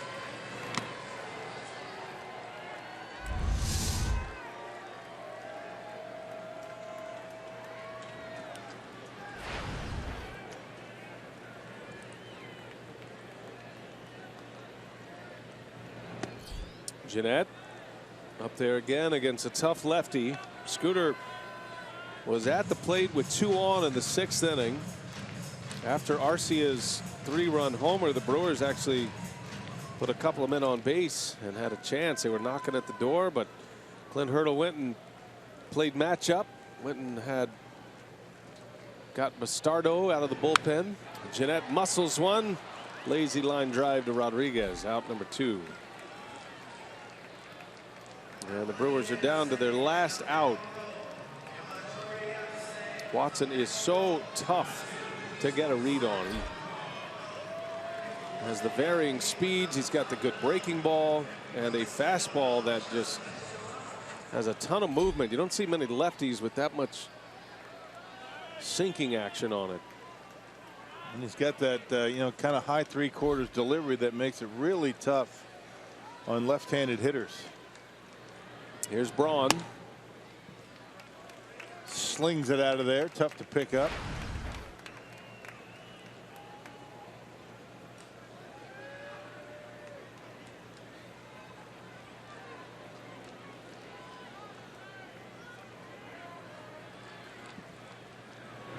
And Braun fouls it away.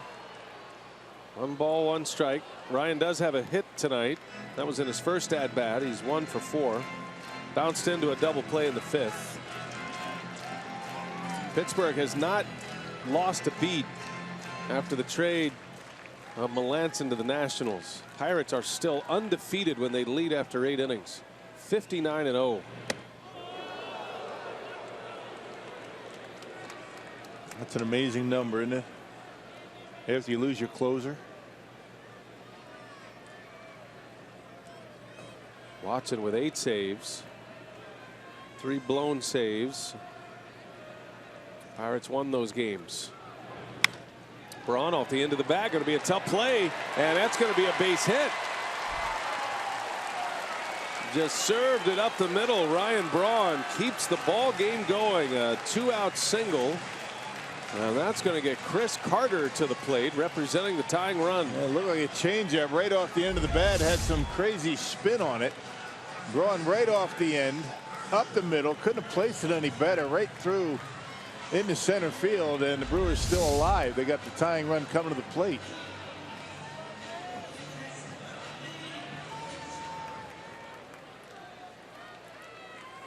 Here is Carter. Third in the league in homers with 30.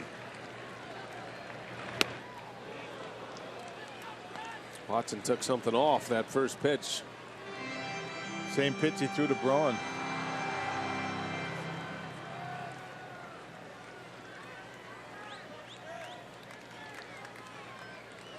No balls and a strike. Ninth inning. And a fastball misses.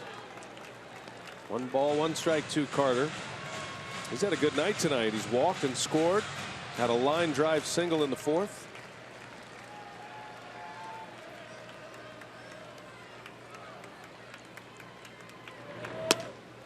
Two and one. Interesting, the Pirates are holding Braun on. A lot of teams in this situation will just have the first baseman back off and cover as much ground as he can. There's a lot of room between first and second. Wouldn't hurt allowing or going with Rodriguez holding the runner. He missed. 3-1 the count. That's a good take by Carter. He got Santana due next. If Carter reaches, the potential winning run would come to the plate. Hitters count 3-1. Carter takes ball 4. A single and a walk. And the Brewers with a heartbeat in this 9th inning, and that's got the manager pacing in the Pirate dugout.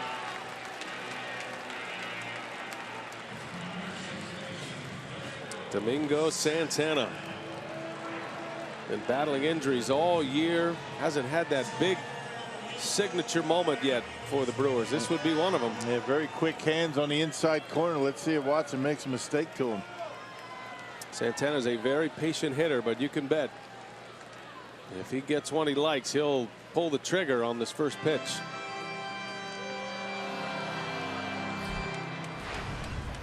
Second at bat for Santana. He struck out in a pinch hit appearance in the 7th.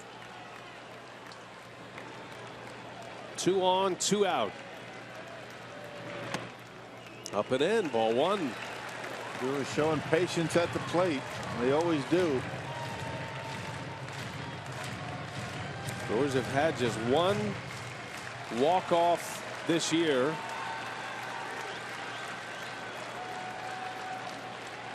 And Braun takes off. Carter right behind him, and the pitch is a ball. A double steal. Oh boy, they just conceded those stolen bases. It's just amazing to me. Now a base hit could tie this game. Nobody covering. David Freese didn't even move. Boy, that is a big play. Yes, it is. Ray Searage is on his way out. That changes everything now. Yeah, a 2-0 count. You got the tying run now at second base. Now a base hit could tie the game. Carter doesn't run all that well. It's going to have to be something down the lines or in the gap. Good throwing arms in the outfield for the Pirates.